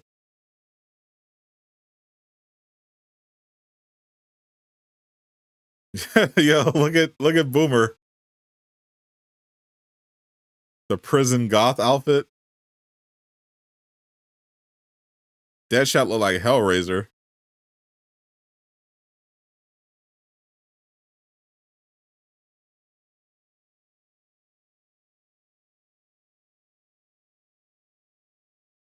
There's ice there. Yeah, we went over the roadmap already. Damn, that's some of those actually look tough. 644. What's really cool about the narrative of Kill the Justice League is there's almost it's like on Brainiac ship where we can go. Celebrating before the game is over. In his pursuit of trying to recreate his perfect Kolu, Brainiac has been experimenting with some of our favorite DC characters' DNA, creating new worlds in alternate realities. Arkham. It's these worlds that we call Elseworlds. And this is the ice world. See the ice? We see the ice there.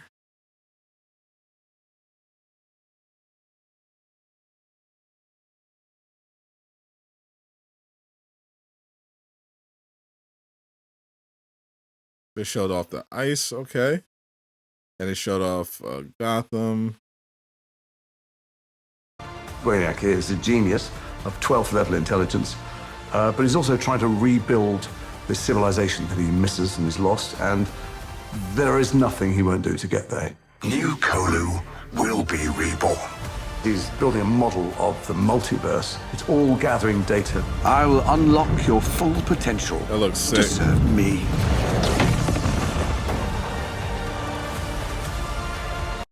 There's the Joker map. There's different versions. Ace Chemicals. Damn, Return to Gotham is gonna be crazy. Of everybody in different universes. It's the Batman experience. There's Superman. That's Superman and Batman shaking hands.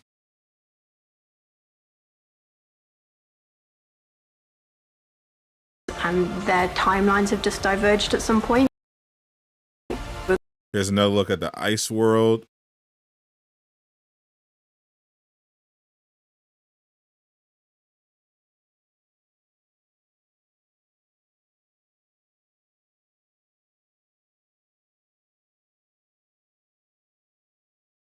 I had to replay the campaign so much with these cosmetics. Yo. The replay value is going to be tough.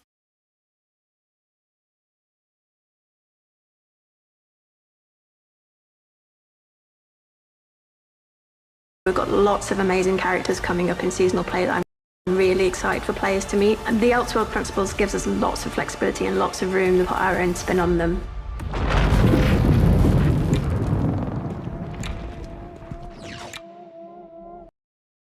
And we actually got to see the Elseworld content with the streamers.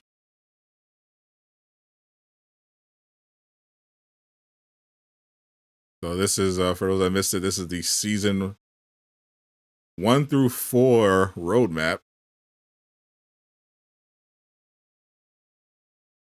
This is free seasonal content available at no additional cost.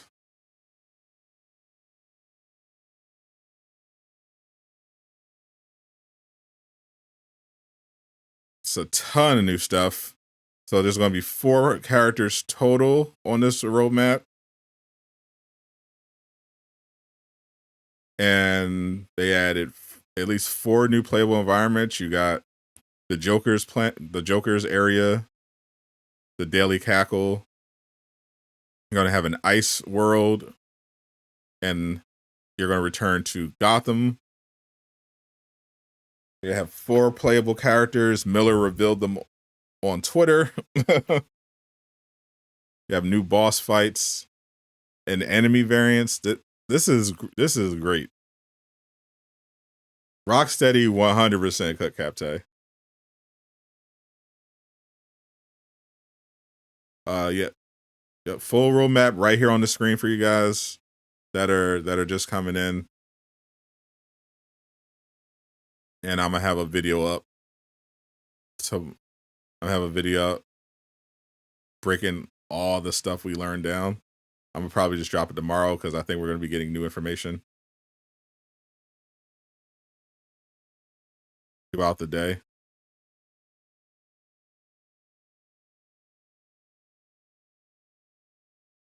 But yeah, this is the first season of content.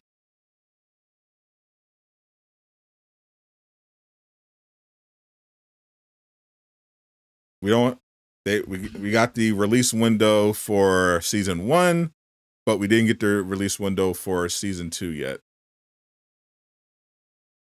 But fortunately, we know at least that we're not looking at a situation where like Avengers, where the game launches and where months are going by without communication. We have no idea what the future is happening, what's going on. like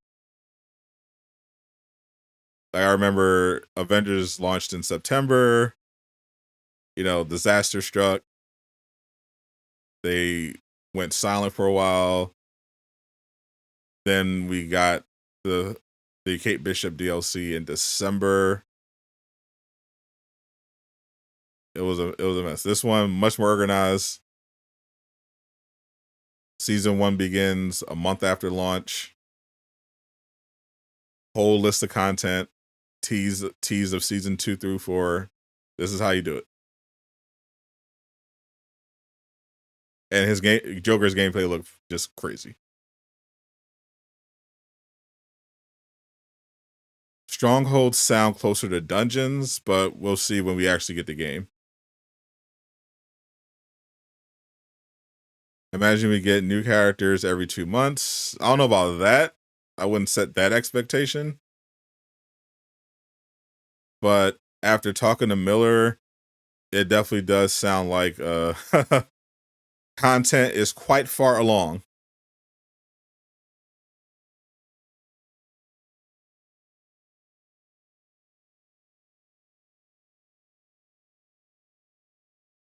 Yeah, every 3 months. I could reasonably see every 3 months. Every 2 to 3 months. Some new significant update. Definitely, I think you want to definitely keep it at like around every 3 months for this sort of game. Some kind of update, like a significant update. Joker's going to be a favorite. Yeah, I was looking at that, and I was thinking his combat, like his traversal, is as agile as I wanted Harley's to be. Like Harley's, it definitely takes some getting used to, but Joker's just looks so much smoother and faster. Like you can slide, you can do the super jump with it, similar to how King Shark can leap straight up. You can slide across rooftops and knock enemies off. Like his gameplay looked so much fun. Yep, got the prosthetic leg. It's a mix between Avengers plus Division, but better. Like, yeah, it's like Avengers in terms of just being a superhero game, because it like did everything like better. Like it's more like Crackdown, Borderlands, The Division with like DC characters. And it took a little, the one thing it seemed to have taken from Avengers is like the monetization model, releasing seasonal content for free and just only charging for like the cosmetic stuff.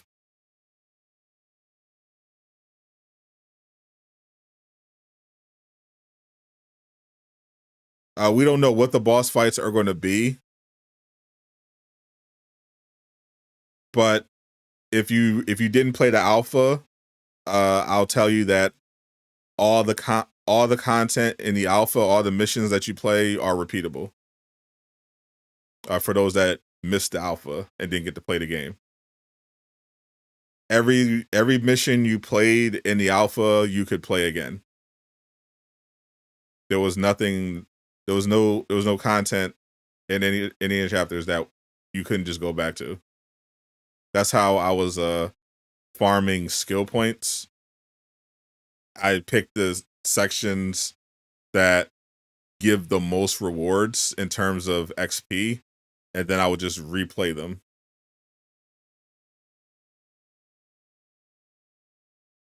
You only just started getting good with Harley at the end of the alpha, mastering her, so worth it.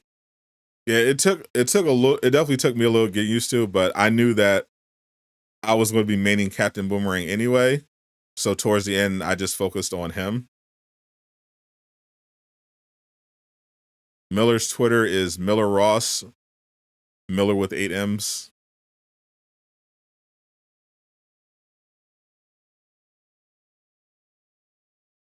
You bet they'll charge for this type of content after year 1, and they should.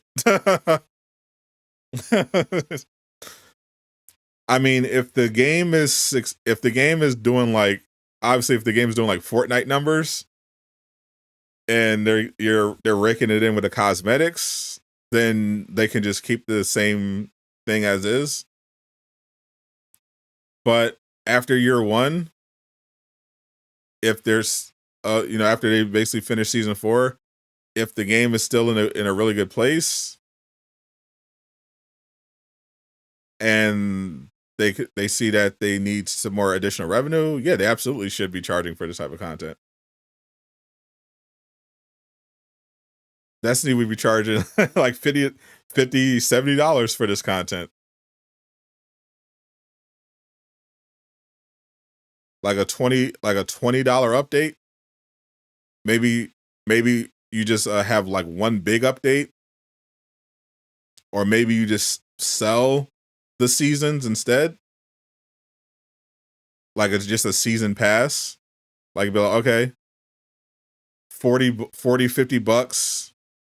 So if they do like season 1 through 4, say like, okay, well, now we're doing season 4 through 8. You can drop $50 on a season pass, and it gets you all of the content in season 4 through 8. Done. 40, 50. Done. Like you only have to do like one. Literally just season 4 through 8. 40 or $50. You get all the content in season 4 through 8. Done. That's it. That's all they gotta do.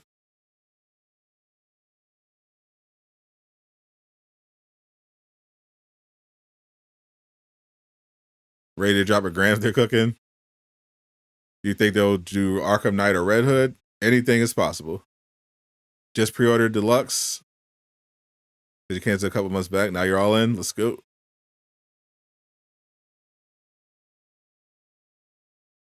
So everything on this roadmap is free.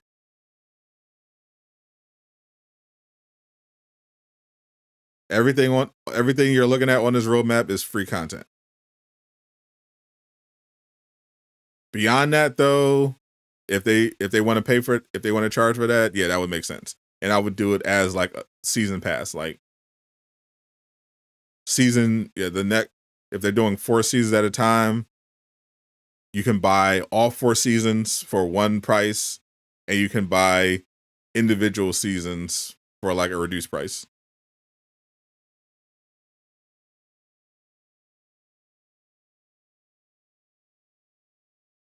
$70, bro. I would legitimately when I was playing Destiny 2, I was looking at the prices of some of the deals of some of the content. Like Witch Queen, they had, depending on what you got with it, Witch Queen was like $100. depending on what you got with it. And I was looking at the minor stuff because I was like, okay, well, maybe I want to continue some of the stories. I was like $25, 30, 40. I'm like, bro, I'm not doing all this. I'm not doing all this.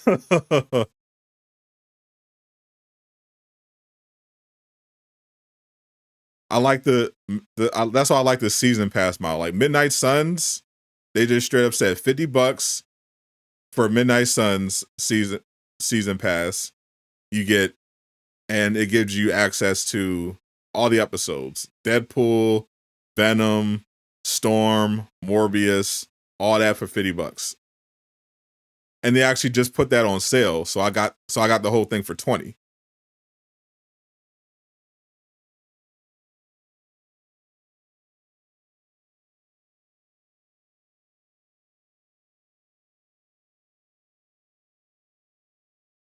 You find it odd that they're not talking about the battle pass that much? I'm not particularly worried. I mean, they've mentioned it, but I'm just waiting. I'm just waiting for them to go into more detail, because I think they're going to potentially have a blog, or they might just mess around and put it in the Discord like they did with the offline announcement.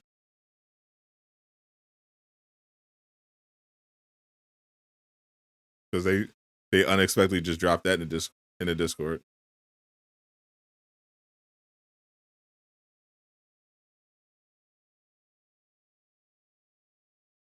Suicide Squad is trending.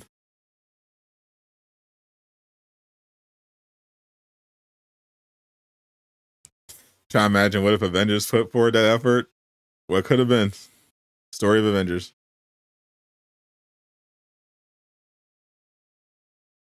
Witch Queen $40 expansion, $10 a season, so another 40 and 2 dungeons for 20. They were definitely selling a $100 version of Witch Queen. $70 expansion, doubtful. Yeah. I think Suicide Squad, if they're charging in the future, I think it's going to be like by the season, because that's how they did Arkham Knight. If most people forgot that Arkham Knight basically was a games as a service after launch.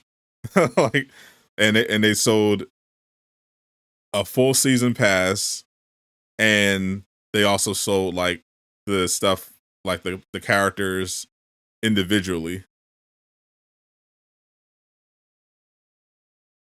So they're most likely just going to charge by the season, if they're going to charge in the future.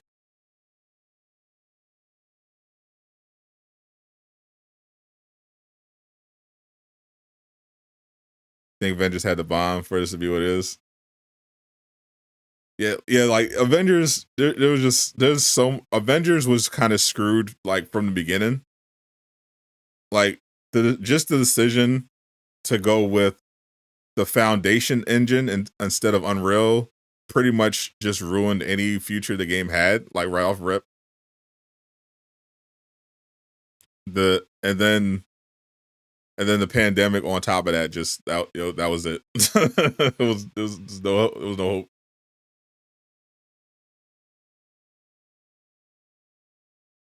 Literally, like, you got the season pass, all the expansions were dumb expensive. Exactly.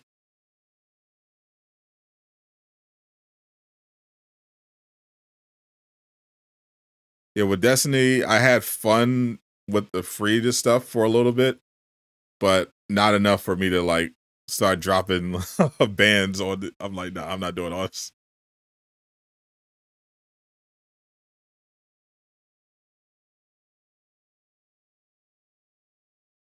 What do you think of all the content creators hating this game? It's going to be a phase. So the issue is that content creators, a lot of these content creators are not going to be honest with you. They're going to do what works in the algorithm. So if they see that they're going to get a lot of traffic, for example, dunking on Suicide Squad, because that became the meta, like ever since the Battle Pass leaked last year, that was just the meta. Okay, we're just going to make videos dumping on Suicide Squad. And once your audience is used to that, they're just going to double down. But once that dries up, or if a game turns around to the point where that type of stuff doesn't work anymore, then they're just either going to ignore it, or they're going to just switch and start making those "I was wrong about Suicide Squad" videos. Like if Suicide Squad has a really good launch, like if it's a really good launch week, and you start seeing a lot of positive word of mouth, a lot of good reviews, you're going to start seeing these same creators and people who are posting these. This is going to be the worst game. It's going to be live service trash. All this other stuff. You're going to start seeing "I was wrong about Suicide Squad" or "Suicide Squad." Were the haters wrong? Do you believe the hype? Is the hype real? You're going to start seeing that stuff. They're going to try to sneak their way back in. It's a grift. Like they're not going to keep it real with you. Like they're invested in the narrative that it's a disaster until it isn't. Then they're going to switch. They're going to, if the game doesn't have a disastrous launch and the momentum switches to the point too much to ignore, then they're going to start switching up. And they're like, "Oh, I never said it was going to be bad. I was just being skeptical. It was just constructive criticism. I didn't say it was going to be terrible." They're going to start deleting old tweets so that no one can find the receipts. Like it's going to happen.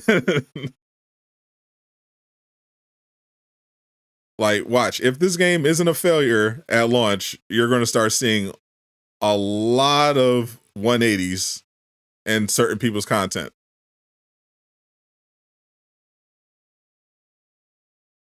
Well, I'm just being constructive. This is just constructive criticism. Like, what? I didn't call anyone who disagreed with me fanboys. What do you mean? I was always willing to give the game a chance. I didn't call anyone shills or fanboys. What do you mean? I didn't say this was going to be pay to win trash. What? Where did I say microtrans? Oh, let me delete this real quick. What? I don't see any video of me talking about the UI. Well, I just said we'll wait and see. I don't know. I didn't say that. Like, it's gonna happen, bro. It's gonna happen. I was just being skeptical. I'm just a skeptic. Like, I wasn't hating on the game when I called them fanboys and shills for disagreeing with me. I was just being a skeptic. I'm a skeptical YouTuber. I'm not grifting. I always said this might be a good game. I just was being skeptical. Cause I care. Don't bother looking at my old videos now. Don't just accept what I'm saying right now is true. I'm just a skeptic. Fuck out of here, bro.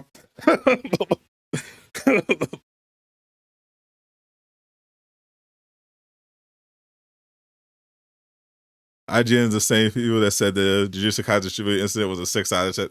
Bro, anyone who looks at IGN for anything other than humor is lost. They have the worst possible taste. IGN, not enough Joker, 2 out of 10.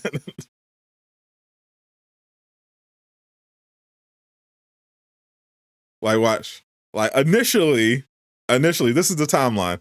If Suicide Squad doesn't have a disastrous launch, that was a good launch. First, you're gonna have denial. Oh, it's just one day. Oh, of course the shills bought it. Oh, WB probably bought it. Oh, WB to see what's going to happen a month from now.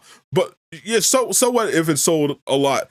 We'll see. We have to see a month from now. That's what, every game. Avengers sold a lot. We just got to see what it was like a month from now.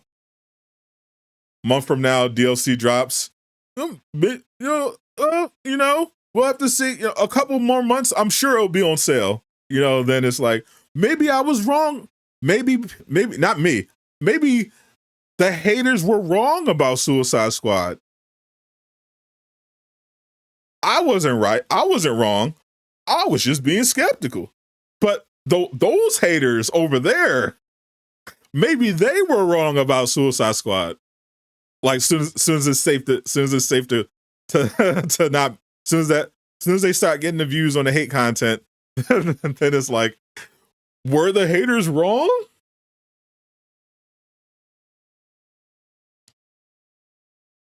That's why that's why you gotta be on the lookout for these grifters. You gotta be more discerning.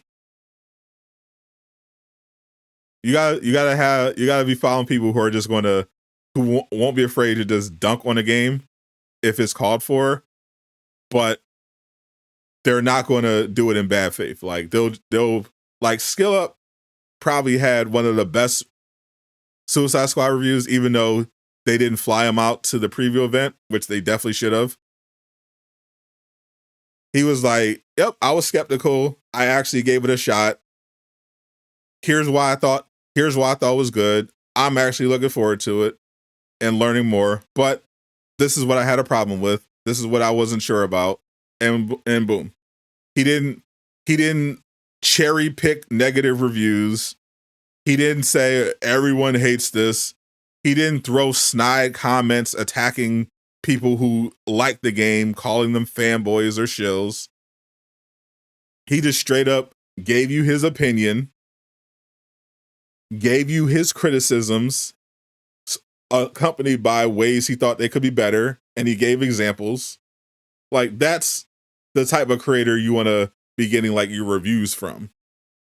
Not someone who openly admits that they're only making these Suicide Squad videos, these negative ones, because they're getting views on it.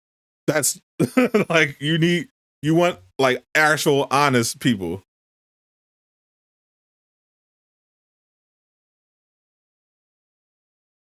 They do the same for that. Bro, the people, the hilarious thing about that is there are people who are attacking Suicide Squad as a live service game, but they're Destiny players.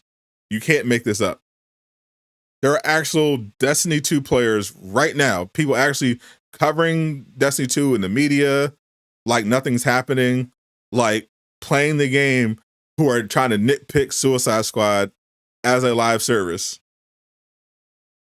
As a friendly reminder, Destiny 2, Bungie, fired a bunch of their developers on Christmas so that they didn't have to pay them bonuses or give them their stock options, while introducing new ways to take money out of the pockets of their players in the cash shop.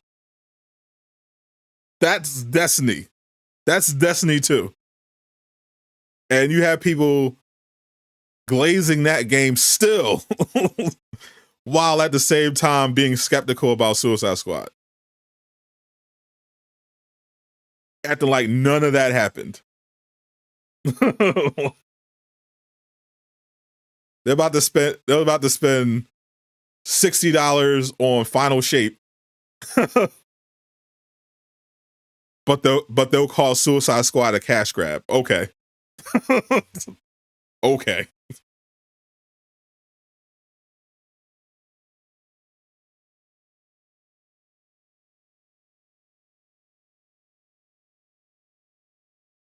You're so glad they showed the roadmap. I am too, because this will shut a lot of people up. Now I'm just waiting for a little more. I'm gonna see if they're going to do a follow up. I legitimately think all they just need is a follow up blog, and we're good.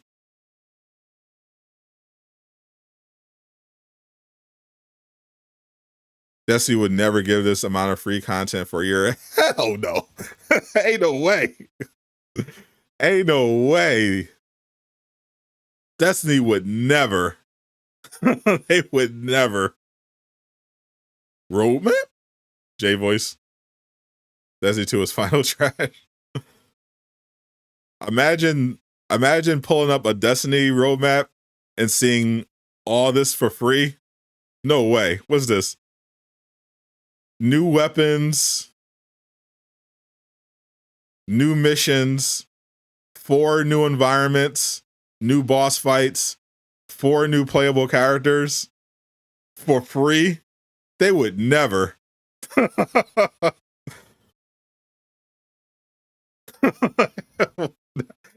Absolutely not. Absolutely not. Those Bungie execs would not even consider it. Romance Seagulls, bring them back. Crackheads calling everyone else acting. Facts. If you're a Destiny 2 player, I do not want to hear any of your live service criticisms. If you support that game, I don't want to hear it. I want to hear a word. I don't want to hear a word. Season 1 starts March 2024. Cannot wait.